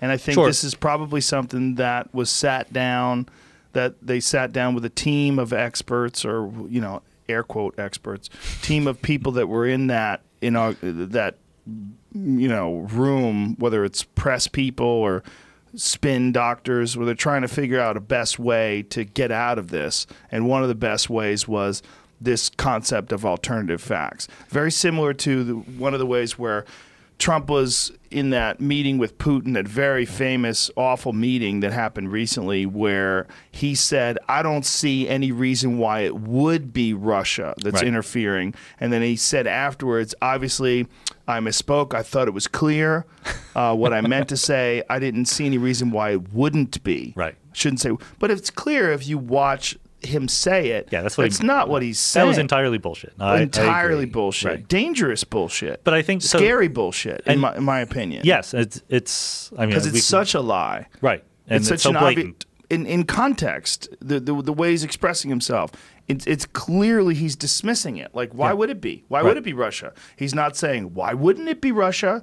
Because he's standing right next to Putin, and he would be saying that in a much more measured, and he would be accusing. Yeah, that was clearly a case where he did something really bad and he came home and all of his advisors said, like, no, we have to fix this a little bit. And they came up with a really clumsy, incredibly... But that's all they had. That's all they had, right, because it was so blatant, right. Alternative facts is also all they had. You might be right, actually. I didn't really study it very carefully. I think that it was just a spontaneous blurting out. You might be right, too. Because here's why I think that that's probably right. Because I don't think, like I was trying to say before, I don't think that's their self-conception. Like, people often think that the people who they disagree with think false things. That's very natural. But they also like uncharitably say they know they're thinking false things and they're happily making up their own version of reality. And I think that's very rare. I think that happens, like if you're just a con man or whatever. But I think that more often than we want to admit, people are sincere in their very false beliefs, right? So I just find it implausible that Kellyanne Conway again lies all the time. That is not my defense of her. My defense of her is it was just that she would not go out there and say, "Oh yes, but we're making up new facts." That's just not the kind of thing someone would say. But she didn't say it that way. She said there are alternative facts.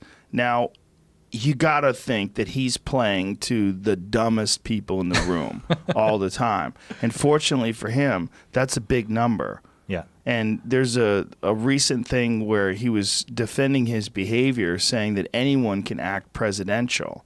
And he stood on stage and he did this sort of like robotic, boring walk back and forth. And then he started talking in a boring way and mocking it.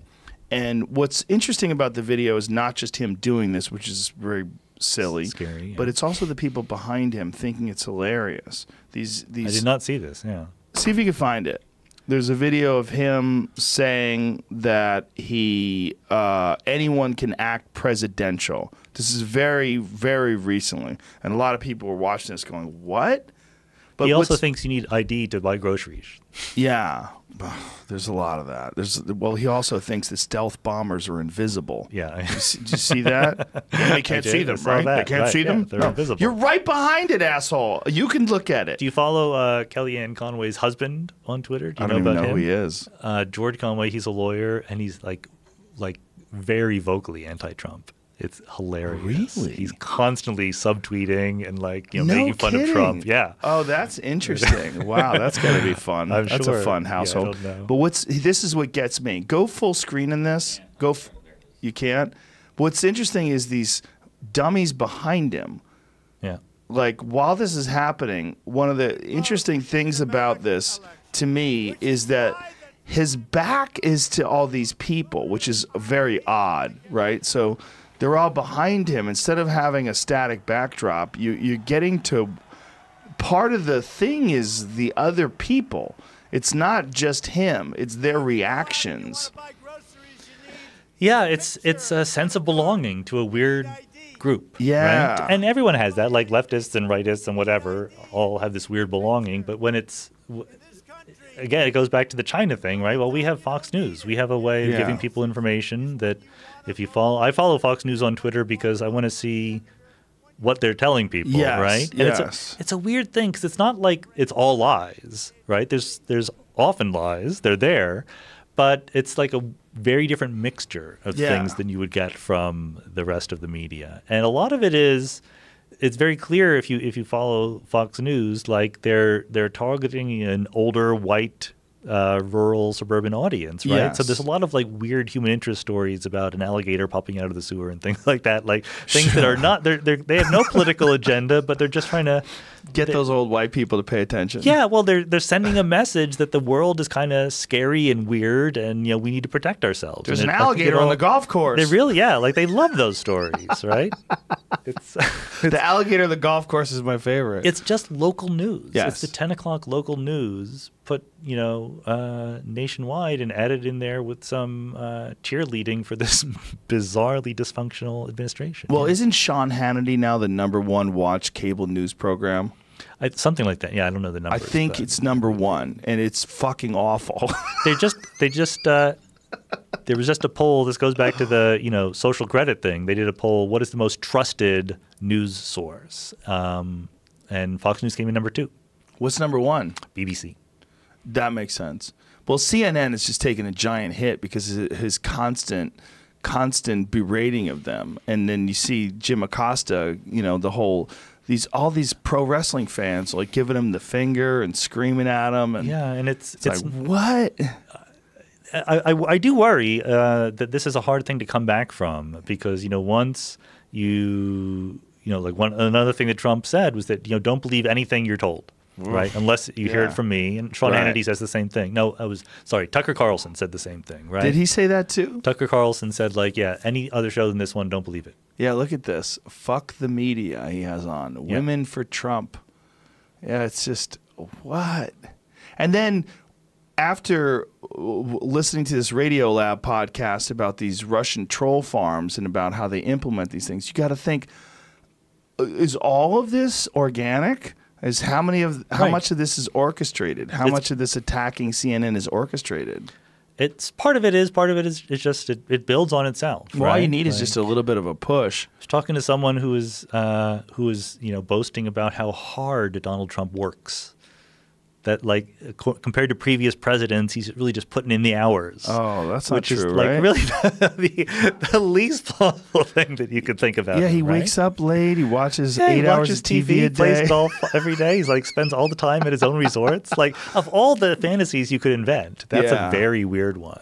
Well, people just love to find narratives that fit what would be, acceptable for their opinions. This side that they've taken. Yeah, exactly. Right. Yeah. And so he give him credit. He gives people a narrative that works for them. Well, CNN does it too, because CNN they spent so little time going over Donna Brazil's book about how the DNC had been corrupted and about how they had rigged the primaries for Hillary and really screwed Bernie Sanders over. This was not a narrative that they dwelled on. They didn't dwell on the fact that she illegally deleted 30+ thousand emails and said they were about yoga classes. I mean, like that shit is just as preposterous and it's just as damning against CNN as some of the nonsense that Fox News does. There's no one pure organization of news that's wholly objective. It's not just as damning. I think that Fox News is special. Especially really do. damning. I think that Fox News was founded by a guy who was a political operative for the Republican Party, right? Like there might individual reporters from most news organizations tend to be liberal. But they also sometimes tend to overcorrect for that, like to try to bend over backwards to be fair. Like way more Republicans are quoted in the New York Times than Democrats ever are. And I think that there are certainly biases and certainly misrepresentations of reality from all of these different outlets. But I think Fox News is special among the major ones. I would concede that. But I also think that one example, like the New York Times is different because the New York Times, I feel like because of the fact that it's actually writers and it's in text, you're not dealing with people that have to be comfortable performing in front of a camera, which eliminates a large swath of intellectuals. Right. It's a very different medium. It's different, and they fact check and it's Carnival corrections, in a way that the TV does not. It's theater. It's a different thing. And people like Sean Hannity, that if you read his written word, I don't think he would stand out. No, and again, like I said before, I worry about what happens next because I don't think that Trump will win again. I think he will. All right, I don't think it's entirely possible he'll win again. Yeah, it would be. But again, I didn't think he was going to win the first time. No, I didn't. So I was just going to say, don't listen to me. Like before Donald Trump, I was really good at predicting who's going to win elections, and I have no ability once he's in the game. So, but I worry that the people who sort of are on his side are going to feel even more disenfranchised and disenchanted and angry after he loses again than they do now, and that's going to be a problem. I think that's a real fear.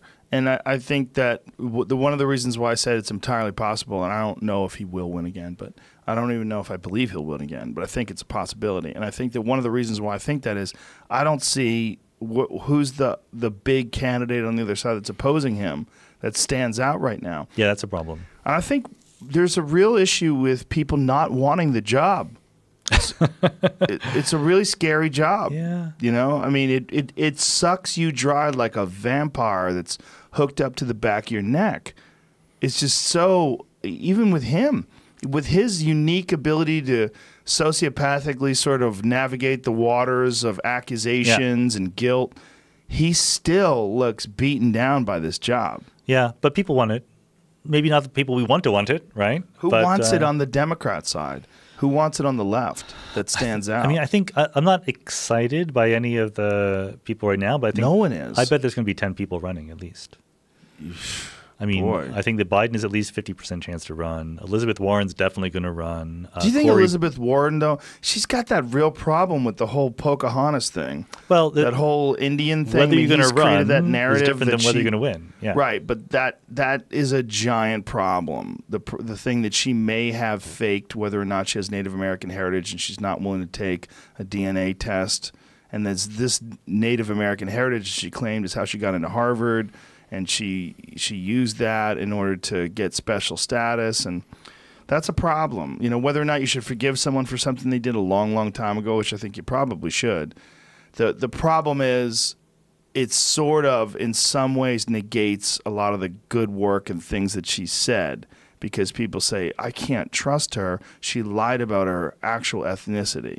Yeah, but what is hard for me to do is to predict how much it will matter, right? Like in 2008, we had a race between a Vietnam War hero and a black guy whose middle name was Hussein.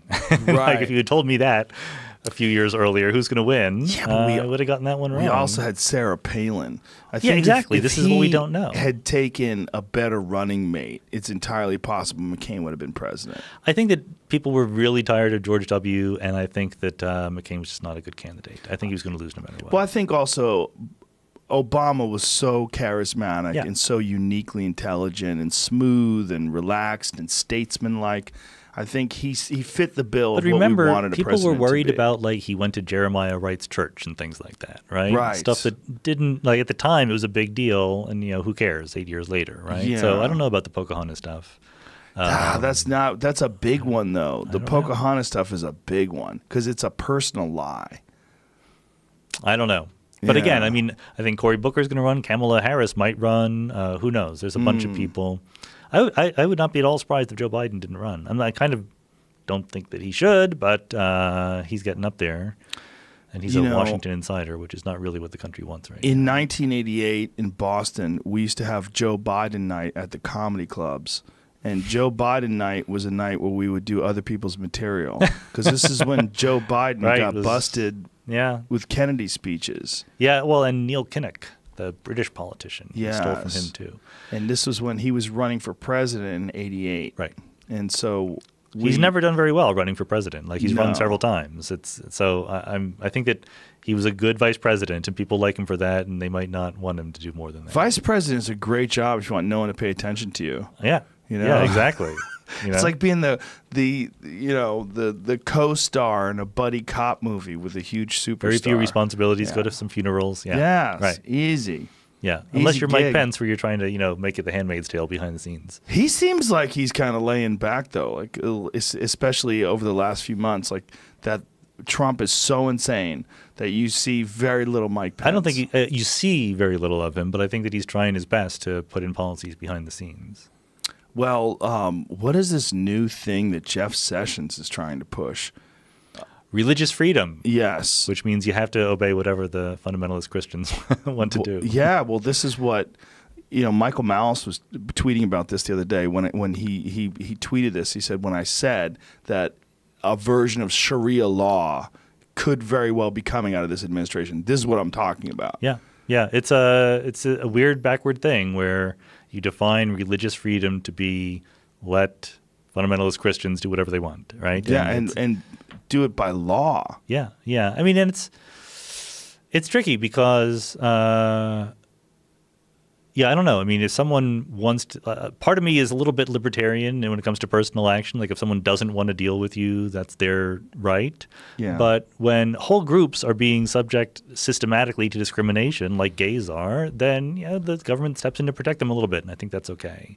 And a lot of this is, doctors don't want to do abortions, or health care providers or insurance providers don't want to pay for things because of their religious beliefs, or Catholic universities don't want to do certain things, and I think that these are legitimate questions, and we're not really having a grown-up intellectual conversation about them. We're just throwing feces at each other, in this particular arena.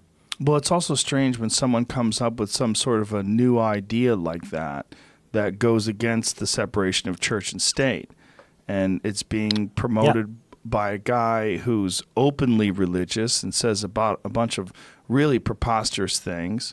And, generally someone who's not a very trustworthy source of intellectual discourse. That's right. And there's this fascinating question about why white evangelicals are Trump's biggest support group, right? Yeah. Like, huge, despite the fact that he is not religious himself, that he's the biggest sinner ever to be in the Oval Office, but they love him. And it's a weird thing. And I think a lot of it so there's sort of the strategic questions. A lot of it comes down to abortion, right? They want Supreme Court justices who will overturn Roe v. Wade. And however they're going to get that is good for them. But then there's a whole much more elaborate apologetics about how God is using Donald Trump as his instrument to, make the country better, even if he himself is a flawed vessel. Sometimes God works through flawed vessels. Well, if you position yourself as an ally, even if you have previously sinned, the beautiful thing about Christianity is all you have to do is say, that's not me anymore, I found Jesus. And I saw a pastor on television going on about that, and about when you're talking about Trump, you're talking about the Trump before he found Jesus. And he's like, I don't have a past. And he's like, I am born again. I do not have a past. Do you? And he was going on about this whole thing about this concept of Trump is now an agent of God.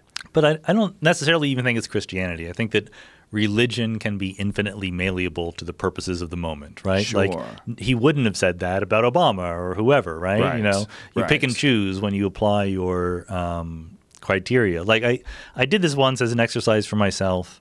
There's certain phrases in the Bible or certain passages in the Bible which are sort of unapologetically left-wing and socialist, right? Just like there are others that are unapologetically right-wing and authoritarian. It's a big book full of different things. Right. So I wondered, like, what do they tell themselves? You know, what do the people who don't fall on that side of the spectrum tell themselves about these passages in the Bible? So there's one very famous passage about how it is easier for a camel to pass through the eye of a needle than for a rich man to enter the kingdom of heaven, right? Right. Clearly, I think that anyone who reads this says this is an anti-rich person Sure. statement. So you can Google it. Like, so what do people say about this? So my favorite explanation was that sure, it's impossible for camels to pass through the eyes of a needle, except if Jesus helps them.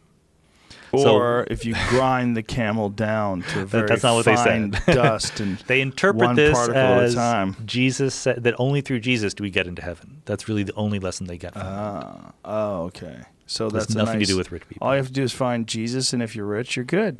Well, this But is why on your own, you're fucked. this is why I can't. Even though I'm an atheist, I'm very happy to explain why I don't think that God exists. But I don't blame religion most of the time for people's bad actions, because I think that religion is just sort of a catalyst. It lets people find excuses for their bad actions. Mm-hmm. But it's usually the bad actions, the desire to do bad actions, that comes first most of the time. Do you ever look at religion as a potential almost evolutionary software program that's allowed people to sort of adopt morality and impose certain standards of behavior that are conducive to civilization? So people talk about that, and again, I'm not an expert there. I'm a little skeptical because it sounds like too much of a pat story to tell after the fact, right? I think that we are a little bit quick to attribute ideas and cultural concepts to evolution. But certainly, you know, religion was not like just science done badly back in the day, right? Like what religion was something much more expansive, interleafed with your life overall. So it was not just how the world was created and whether God exists. It was how to be a good person, how to live in your community, things like that.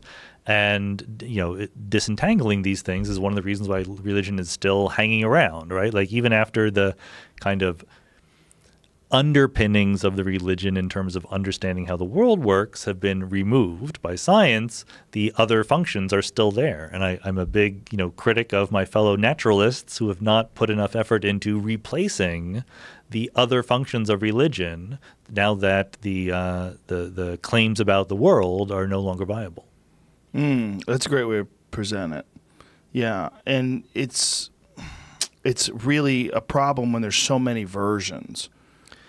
Yeah, so I mean, one of the many, many reasons why I think that it's not really credible to be religious intellectually is because if in the classic traditional Western religious sense, where there's a God and he cares about us, right? So there's all sorts of questions about where we define the boundary of religion, whether Buddhism is a religion or something like that. But in the usual sense that we grew up with in this country, surely, if that were true, God would have done a much better job of explaining himself to us, right? Like, why would God give us his message through a bunch of people in a tiny country who didn't write? You know, like the New Testament wasn't written down until decades after the event. None of the people who wrote it down were eyewitnesses. Why is it only shared there? I mean, God is God, right? Like he could easily have showed up to everybody in the world, talked to them, explained how things were going, and let them make their own choices. Yeah. That would have been a much more efficient way of getting the message out. And so it's just not really sensible to think that so if God didn't exist, then what you would imagine is that in different countries, in different parts of the world, in different periods in history, people would tell their own stories, and they'd all be a little bit different, and they'd be adapted to their local circumstances, and they'd be utterly incompatible with each other. And that's exactly what you find. Do you speculate as to what the origins of the concept of God are, since so many different groups of people all over the world have a very similar idea, at least, that there's some omnipotent superpower that's controlling the destiny of everything? Yeah, so number one, I think that the idea of omnipotence was actually somewhat late coming onto the scene, right? Like if you dig into what was happening before 2,000 years ago, the Hebrew God was not omnipotent at the beginning, right? I mean, the Hebrews came out of a polytheistic society where there were lots of different gods around. And you can trace how their God evolved over time and first, became their God, right? Like this was one God that the Hebrews were, worshiping, and the Egyptians and the Babylonians would worship other gods. Then they started saying, well, our God is better than all the other ones. And then they started saying, well, the other ones don't even exist, right? And it was an evolution over time. And omnipotence came late. Like you would talk about the gods quarreling. If you were a polytheistic, a pagan culture, it actually makes more, like a lot of the world makes more sense if you believe there's a whole bunch of gods out there who disagree with each other, right? Suddenly lots of aspects of reality come into focus. But the idea there's supernatural, very powerful influences in the world. I mean, that's just an obvious idea, I think. Like we're human beings. We tend to, as our first guess in understanding the world, treat the world as humanist, like we're anthropomorphic, right? Like if something exists, it must have been designed. There must be a reason. There must be a purpose.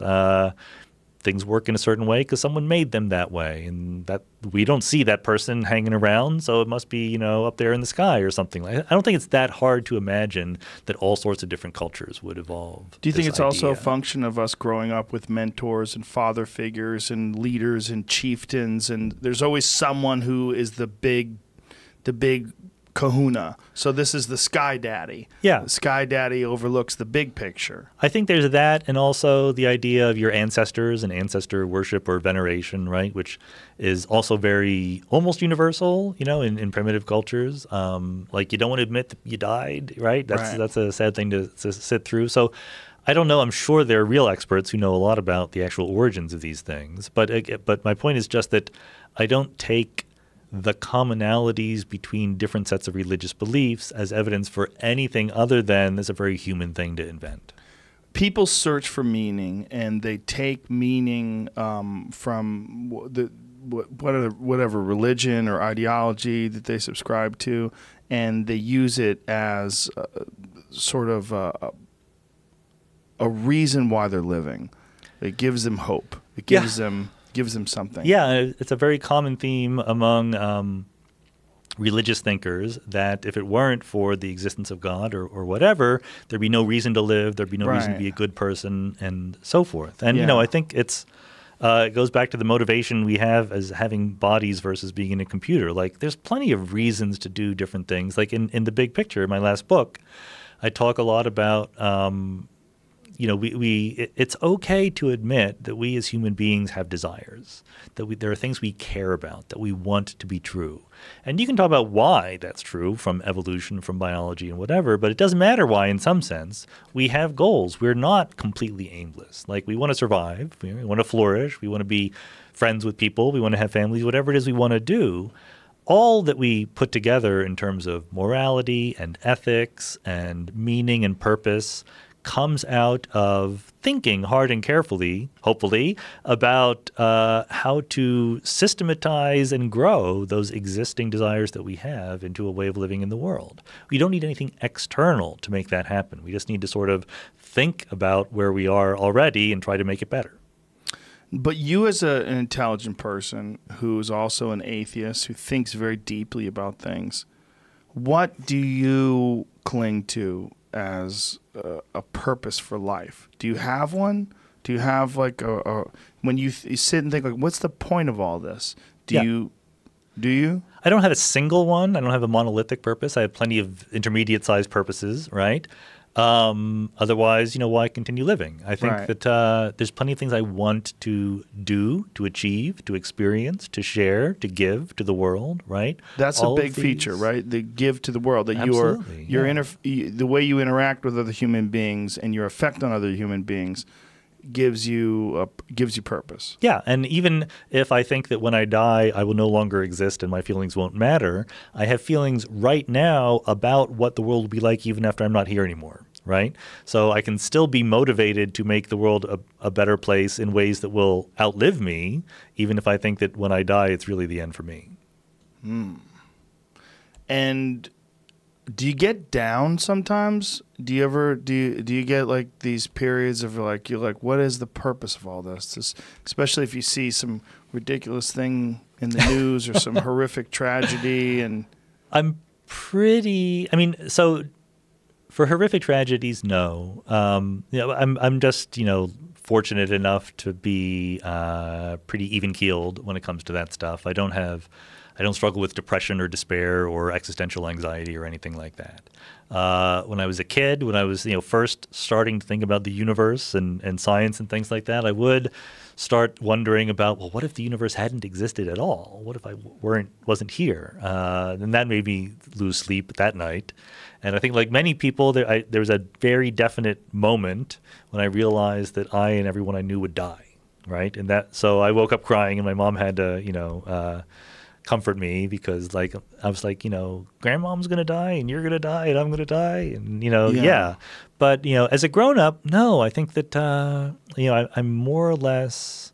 So one of the future podcast guests that I'll be, next week's podcast will be by a woman who's part of the death positive movement. Have you heard about this? No. Yeah. This is real stuff. What? Who? So don't confuse it. There is a whole movement, like an anti-natalist movement or something like that. I forget what they call themselves, but there's a whole movement that wants human beings not to exist. That's crazy. Yeah. But there are people who like that. The death positive movement is the following: like, we're gonna die. We should face up to it. We should accept it, and we should deal with it in a personally and culturally positive way. So, for example, like right now, especially in the United States, even compared to Europe or other countries, we're terrible at dealing with death. We put people in hospitals. We take them away from their families, away from their homes. We refuse to admit that they're going to die. So we treat it as if the whole purpose of the game is to squeeze out as many more hours of life as possible, no matter what the quality of that life is. And all that is just rubbish, and we should be much more grown up about it. We should plan ahead. When Obama suggested that in the healthcare system there should be, some planning for what happens when you die, Sarah Palin came along with death panels. And that was a very effective rhetorical strategy. We don't want to think about the fact that we're going to die. We don't want to plan for it. Yeah. If we did plan for it, it could be better. We could die at home. We could die with less pain. We might not live as long. So we don't do every single medical intervention possible just to squeeze out a few more breaths. But it could be a much more life-affirming experience to die because the people around us who are there come across with an acceptance of what's going on rather than the feeling that we should just do everything we can to prevent it. I had a similar situation happen recently with a dog of mine who's a Mastiff who reached 13 years old, and for Mastiffs that's very old, and we had to put him down because he couldn't walk anymore, and it was brutally painful to watch him try to get up and fall down, and but one of the things I was thinking was that if this was my grandfather and not my dog, I would have to watch him suffer until the bitter end. Yeah. I knew this dog wasn't going to go backwards in time and become a puppy again. Right. And knew his days were numbered. He couldn't do anything. Most days he just slept all day until it was time to eat. But it was getting to the point where I had to carry him to his food. Yeah. And I knew that it was and there's over. no quality of life, right? There's no quality of life. And it's, in some sense, it's even harder with the dog because you can't talk to them, right? You can't explain to them what's going on. They can't explain to you what their wishes are, so you have to be the responsible one. But yeah, so everything legally and culturally in the United States is we're not allowed to relieve that pain or that despair that you have near the end of your life. Some states, including California, are passing death with dignity laws where basically it's what used to be called assisted suicide, but we don't call it that anymore. A doctor is allowed to give you the means to end your own life when you're near you have to be near a point of no return, but still clearly thinking enough to be able to make that decision for yourself. And there's also an issue with our real concern is their fear and their this experience being this terrifying sort of step into the great beyond, and there's a tool to mitigate that. And the tool that has been shown to mitigate that is psychedelics. One of the big ones being psilocybin. Psilocybin has a remarkable effect on people that are going through stage 4 cancer, and Johns Hopkins has studied it. There's quite a few studies that have shown that people, when you give them psilocybin, they're much more relaxed and much more comfortable with this idea of ending this life. It's gone through its course, and it's an inevitable thing, and it's really our biological limitations that are terrified and sparking up all of these intense primal fears of the end. Yeah, I'm actually 100% in agreement there. My wife, Jennifer Willett, who is a science writer, wrote a book called Me, Myself, and Why, Searching for the Science of Self. And one of our friends said, oh, if you're going to write a book about the self, you got to do LSD. And so we did, and she researched it, and it's a fascinating history, right? And Aldous Huxley, I don't know if you know about Aldous Huxley's story, and he took LSD to do exactly this. He had throat cancer, and it completely helped. It's never fun to die, right? But it absolutely helped ease that journey in a very simple way. But just as we are a sort of immature society that doesn't want to face up to the reality of our eventual deaths, we're also very culturally conservative and squeamish about drugs, right? And so we don't even let people do research on some of these drugs. Right. And so I think that, we have a lot of growing up to do when it comes to not just living a good life, but also having a good death.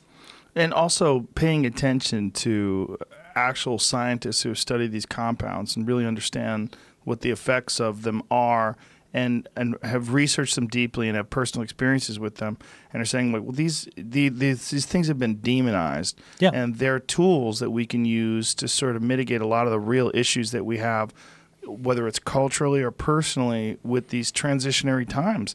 Like, death is inevitable. So now that we know it's inevitable, you tell me what the main problem would be with someone taking psilocybin before they die and letting them ease their way through this. But, it's the same reaction that doesn't want people to have a basic income, right? There's a sort of moral feeling that you're weak if you don't struggle against death, everything. And it's silly, right? It makes no sense, but it's very, very common. Yeah, it's so weird that the universal basic income topic is one of those knee-jerk reactionary topics that my friend Eddie Wong, introduced it to me for the first time, and my initial knee-jerk reaction was, oh, you can't do that to people, human nature, people are going to get lazy. And then the more I thought about it, I was like, well, if you just cover their food and their rent, are they really going to get is it really going to kill their ambition? Like, why would that kill it? Is our own is our ambition uniquely tied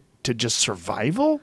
That doesn't make any sense. Well, and it's the same weird thing that people use against, having a progressive tax system. Like, if we tax people's money, they won't want to work anymore. Right. But, if you still want more money, like, we don't tax them so much that you have less money the harder you work. That's not how it works. And I think, but also for the universal basic income stuff, I think people have to reconcile themselves.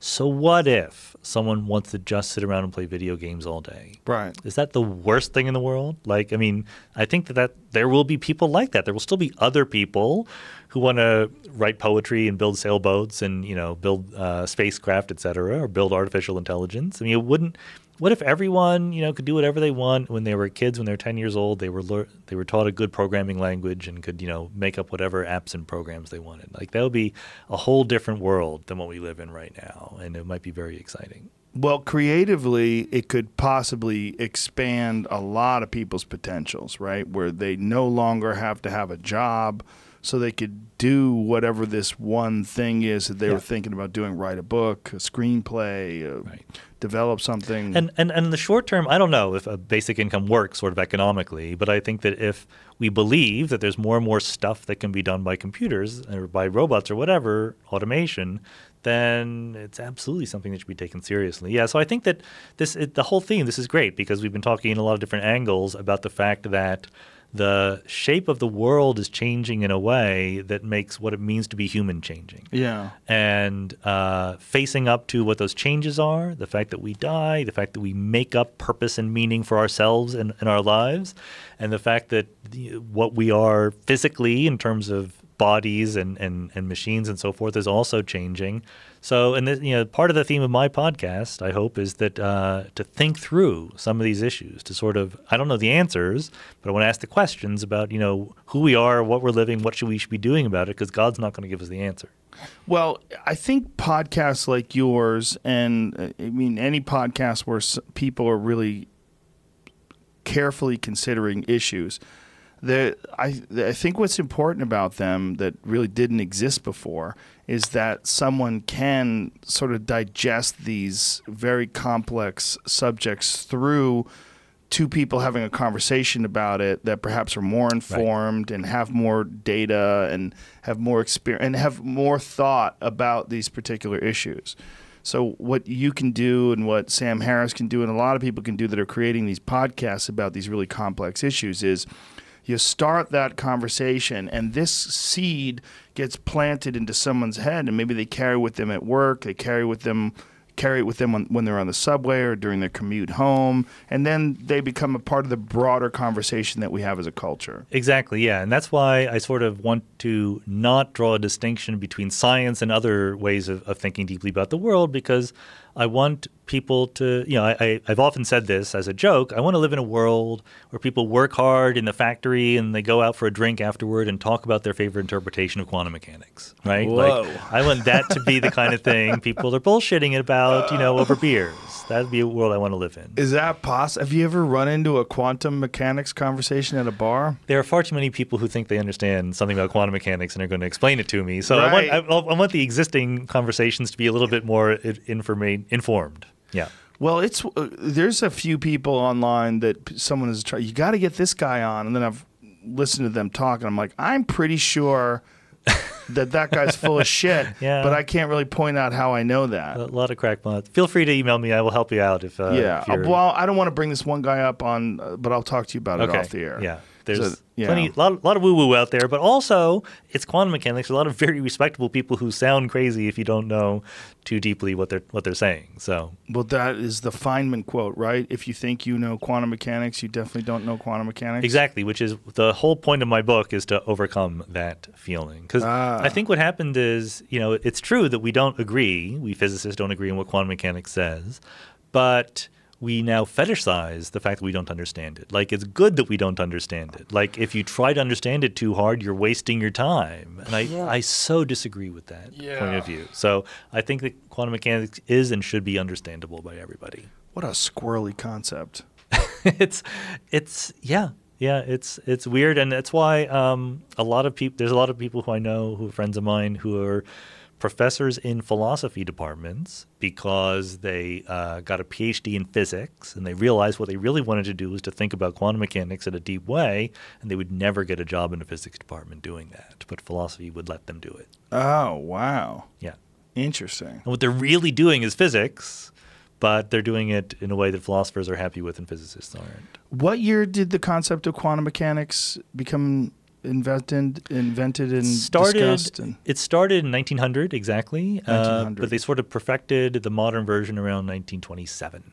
What was the original thought process? Do you know? Yeah, the history is amazing and messy because there was so much weirdness going on. It was Max Planck, right, of Planck radiation, if you ever heard of that. No. German physicist. So black body radiation, something glows when you heat it up, right? So basically what happens when you heat something up is all the atoms and molecules start vibrating. There's a lot of charged particles. A charged particle has an electric field around it, and if you vibrate it, the electric field starts vibrating, and we call that light or radiation, right? Electromagnetic waves are being emitted. So you could, in the year 1900, you could sit down and do a calculation. What should that look like? If you heat everything up, how much radiation should it give off? And the problem was it should give off an infinite amount of radiation at very long wavelengths, which is obviously false, right? It is obviously not how things really work. So there was this blatant disagreement between everything we thought we knew, because in the 19th century, in the 1800s, people really thought in physics that they were close to the answer. right? They had a picture where there were particles, like electrons and protons, and then there were fields, like the electromagnetic field and the gravitational field. And the particles were matter, and the fields pushed them together. They interacted. They were the forces, right? And this picture was so good and so compelling that people were basically like, we're almost done with physics, right? We almost have it all figured out. And then, but there were a couple of little things like the black body radiation that you made a prediction. It was wildly off. And so they're like, well, what's going to happen? So Planck says, well, maybe when this electromagnetic radiation is emitted, it's not just a continual stream of radiation. Maybe it's like individual little packets of energy. He had no reason to say that. Like, it's just out of the blue. It was just pulled out of his butt, right? So he was just sitting there with a pad, just contemplating. Yeah. And he said, like, what if? And he goes, what if? He gets exactly the right answer, right? What? It fits the data, right? And he said, there it is. And he's like, and he himself like wasn't sure what to make of this. He's like, I got this idea. It gives the right answer. Who knows? That is crazy. And it was 5 years later. A young man named Albert Einstein said, well, I know what's going on. Those little packets of energy are themselves particles, that light is not a wave. There's particles that are being given off. Photons, what they were later called, right? And that's what he won the Nobel Prize for. Einstein never won a Nobel Prize for relativity. He won the Nobel Prize for inventing photons, basically. Whoa. And then, so there was that. So there were two tracks going on. Remember, I just said in the 19th century it was the world is made of particles and fields. So the first thing that happened is people started thinking about these fields, the electromagnetic field, and Einstein says, well, there's something a little bit particle-like about it, right? It's not a hard and firm distinction. Then separately, they looked at atoms, right? So you have an electron orbiting an atom, orbiting the nucleus of an atom. You have this picture that everyone has seen of a cartoon of an atom, right, with the electron orbiting around. Again, you can make a prediction that electron moving around the nucleus of an atom should be giving off light. It's a moving electron. When you accelerate an electron, it gives off light. So it should lose energy and spiral into the middle. It should not just stay in the same orbit. It should be losing energy by radiating energy away. You can calculate for a typical atom how long should it take before the atom shrinks to zero size. And the answer is like 100 billionth of a second. Wow. So all the atoms that you and I are made of should just go right away. Evaporate. Yeah, evaporate. Give off light and scrunch down to zero size. That's a problem, right? That's not compatible with the data. So Niels Bohr in 1913-ish comes along and says, I have an idea. What if the electrons don't do that because they can't? What if there's certain orbits that they're allowed to have and they're not allowed to have any other ones? Again, just pulled out of nowhere, like for no good reason. But he says, if that's true, I predict the following, spectrum of radiation from hydrogen. Look it up. It's exactly right. It fits the data perfectly. Jesus. And people are like, what the hell's going on? And then so that took like another 10, 15 years before people like Heisenberg and Schrödinger built that up into saying it's not just that waves of light have a certain particleness. It's also that particles like electrons have a certain waviness, and there's a wave function, and they're inventing quantum mechanics, and we're still arguing about it to this day. Well, it's such a difficult concept to wrap your head around that it's been distorted, right? It's especially by absolutely. The woo merchants. I have a fun part in my book. I list like 20 titles that came up in Amazon when you type the word quantum in. So there's like quantum love, quantum power, quantum yoga, quantum healing, quantum politics, quantum theology. It's like used for every crazy bit of nonsense that you've ever heard of. How do you mitigate that? Write more books, have more podcasts, keep talking, right? Like, you'll never get rid of it entirely. As you may have heard, there are people who still believe the earth is flat. Oh, I have heard. Yes. So you're never going to completely get rid of the wrong ideas, but you can get the right ideas out there more effectively. Yeah. Do you think that it's possible that, this concept was created and invented somewhere around the 1900s. Is it possible that another theory that's just as revolutionary is being developed right now? And through things like the Large Hadron Collider and its search for understanding the elementary particles of the universe, is it possible that we could develop a new theory? And are there any that are being contemplated right now? So it's absolutely possible. That was what Einstein tried his best to do, right? He thought that he could do better than quantum mechanics, and he did not succeed. The big difference is that when real quantum mechanics was developed between 1900 and 1927, at every step, it was because there was some dramatic disagreement between the theory and the data. And right now, our theories are good enough that they fit the data really, really well. So we're trying to make I and others are proposing new ideas to try to understand, how space-time emerges in quantum mechanics and things like that. And you can try to do better than quantum mechanics, but it's all just on pure principle, right? On pure coherence and beauty and elegance, because we have a theory that fits the data fine. And it's so much harder to make progress when you're just trying to do it in your brain rather than doing it by data.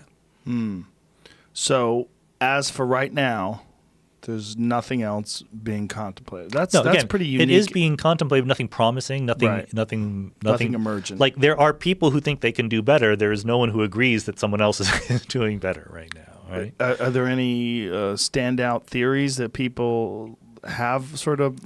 I think replacing quantum mechanics or even improving quantum mechanics is because there's no guidance whatsoever from experiments. There's not even a sort of leading thing. And in fact, I don't think it's the right way to go. I think that given the fact that we have quantum mechanics and yet don't quite understand our job should be to understand what we got. What has come out of the Large Hadron Collider? I know that there was some discussion as to whether or not they found the Higgs. Is it boson or boson? I say boson, but boson, like with a Z? It's pronounced with a Z, but it's spelled with an S. B-O-S-O-N. Oh, it is? It's pronounced, because I only read it. I never. Yeah, physicists say boson. Boson? Yeah. Okay, so the Higgs boson. There was some discussion that they had absolutely proven its existence, but then there was also some debate about that. So it's actually a very bittersweet story, the Large Hadron Collider. Damn it. I hate a bittersweet story. I know. Story. Well, life doesn't promise you a rose garden. We found the Higgs boson fairly quickly after getting the Large Hadron Collider up to speed. We found it in 2012. You can read that in my other book, The Particle at the End of the Universe. But we didn't find anything else. So did we find the Higgs boson? Yes. It is crystal clear that we found a particle, and that particle is exactly what we predicted 40 years before that the Higgs boson would look like. It talks to the other particles in the same way. It has the right mass. It has the same lifetime and all those things. But there is a puzzle. So this is what we have. We don't have blatant disagreement between theory and experiment. What we have are puzzles, right? What we have are mismatches between our informal expectation and what reality is doing. So in one way, so there's a number, which is the mass of the Higgs boson. We measured it, okay? 130 some times the mass of a proton. But there's a guess as to what the mass should have been. If nature were natural, nature is natural, but if our notion of nature worked out the way it was, what should the mass of the Higgs boson be?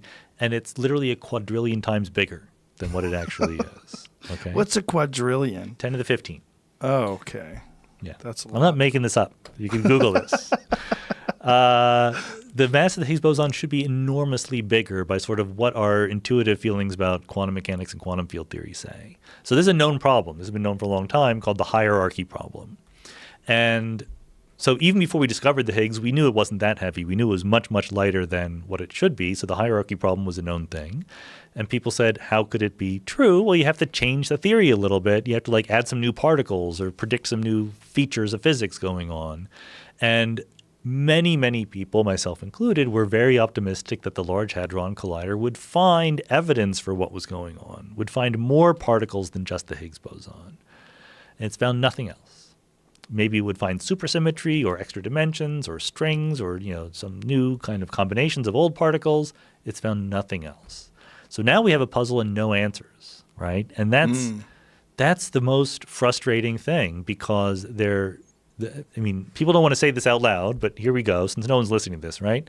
The last time particle physicists were surprised by an experimental result from a particle accelerator was in the 1970s.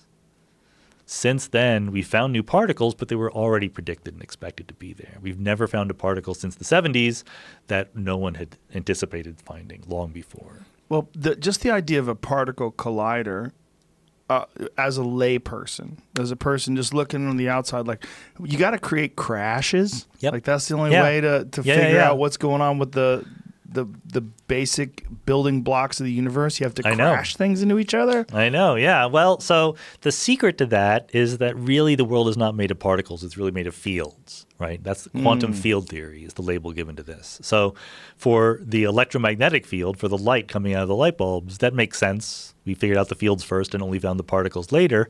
But it's also true, as we were just talking about, for the particles like electrons, protons, quarks, neutrinos. These are all vibrations in fields. So what you should think about when you think of colliding particles, it's not little P-shaped things that are bumping into each other and smushing, right? It's really like a little vibration in two fields that are coming into the same place and overlapping. And all the particles that could potentially exist are fields that are out there in the world, and usually they're just quietly sitting there, not doing anything. But when these particles that you made in the Large Hadron Collider hit each other, that sets up vibrations in every field in the universe, like very faint little jiggles up and down. And then you look and you see, and quantum mechanics says there's a probability it will look one way versus another. So the way you make it, how in the world do you make a Higgs boson by colliding protons, even though the Higgs boson is over 100 times heavier than a proton, right? The answer is really you're setting up vibrations in the Higgs field, which was always there all along. And then you very quickly, actually you can't. The Higgs boson disappears so quickly you'll never see it. You see what it decays into. You see what it converts into. The vibrations in the Higgs field get transferred to vibrations and other things, and that's what we observe in our detector. So if you are able to do this sort of conceptual switch from particles to fields, then the reason why we need an accelerator and a collider to make new particles begins to make a bit more sense. Oof. Doesn't it? Don't you agree? Oh, I get it now.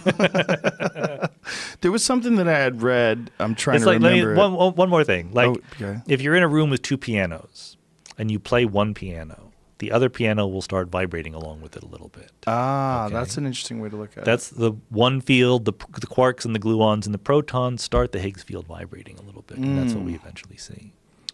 I'm glad you mentioned gluons. That's one of the things that I had read about that they had either discovered or were able to observe with the Large Hadron Collider was I believe it's called quark-gluon plasma. That's right. You got it right. Thank you.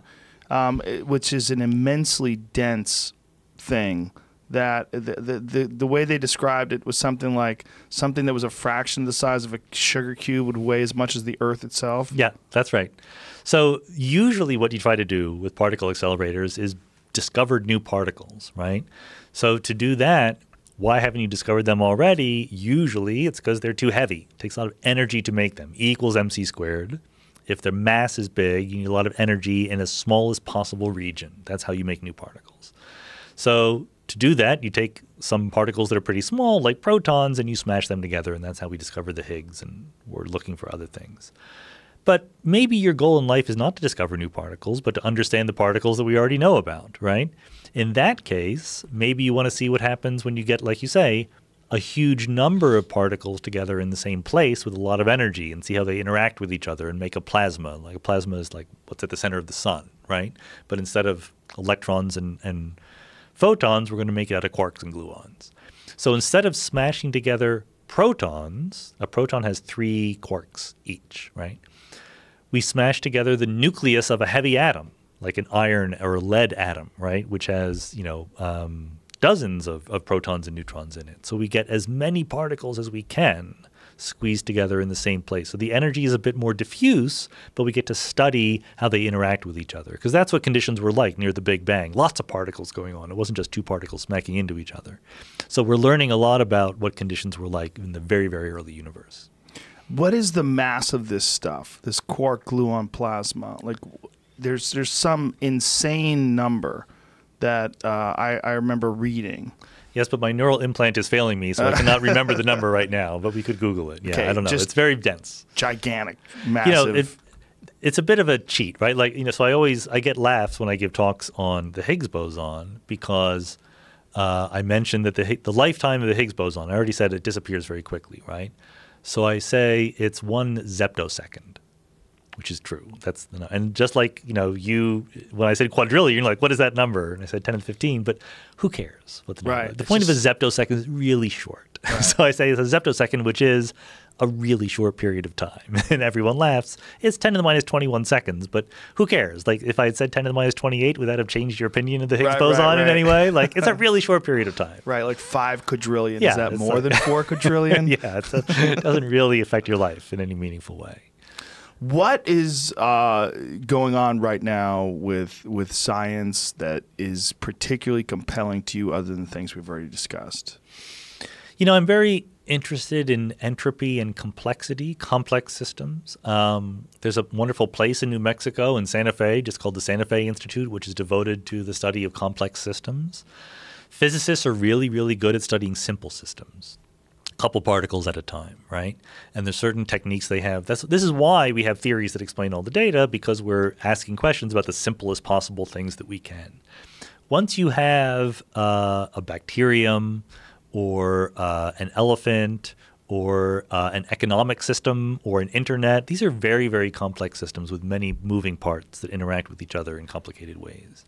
And so you can start asking yourself questions about, are there laws that govern the behavior of these complex systems that we wouldn't have noticed if we just studied them piece by piece? And the answer is a little bit yes. I hate to keep advertising my podcast, but we had Jeffrey West on the podcast, who is. Why do you hate it? I shouldn't hate it. That's the whole reason to be here. I'm lying. I'm not actually telling the truth. You saw through me there. I love advertising my podcast. So I had Jeffrey West, who's a brilliant physicist who actually started as a particle physicist. And then when we were going to have, remember we were going to build the superconducting super collider in the United States. This was going to be our version of the LHC, the Large Hadron Collider, but the SSC would have been both sooner and better. It would have been higher energy. That was more during the Clinton powerful. administration, Yeah, correct? That's right. And it started during the Reagan administration, and then Clinton let it be killed by Congress, basically. So Jeffrey West, who was a particle physicist at the time, said, like, that's my life's work. Like, I was hoping for this to come online. I'm not going to see what else can I do. And he found that in biology, there are what is known as scaling laws. So if you look at different organisms like mammals or whatever, right, you can plot different quantities like their mass and their metabolism or their lifespan, things like that. And it turns out that they are related to each other. It's not, if you know how heavy a mammal is, you know how long it's going to live. You can figure that out. And in fact, it's related to the metabolism also. So there's a wonderful, so basically the bigger you are, the longer you live. Also, the bigger you are, the slower your heart beats. And they exactly cancel out. So that every mammal lives for about 1.5 billion heartbeats on average. I've read that, and I relayed that to my friends that are runners.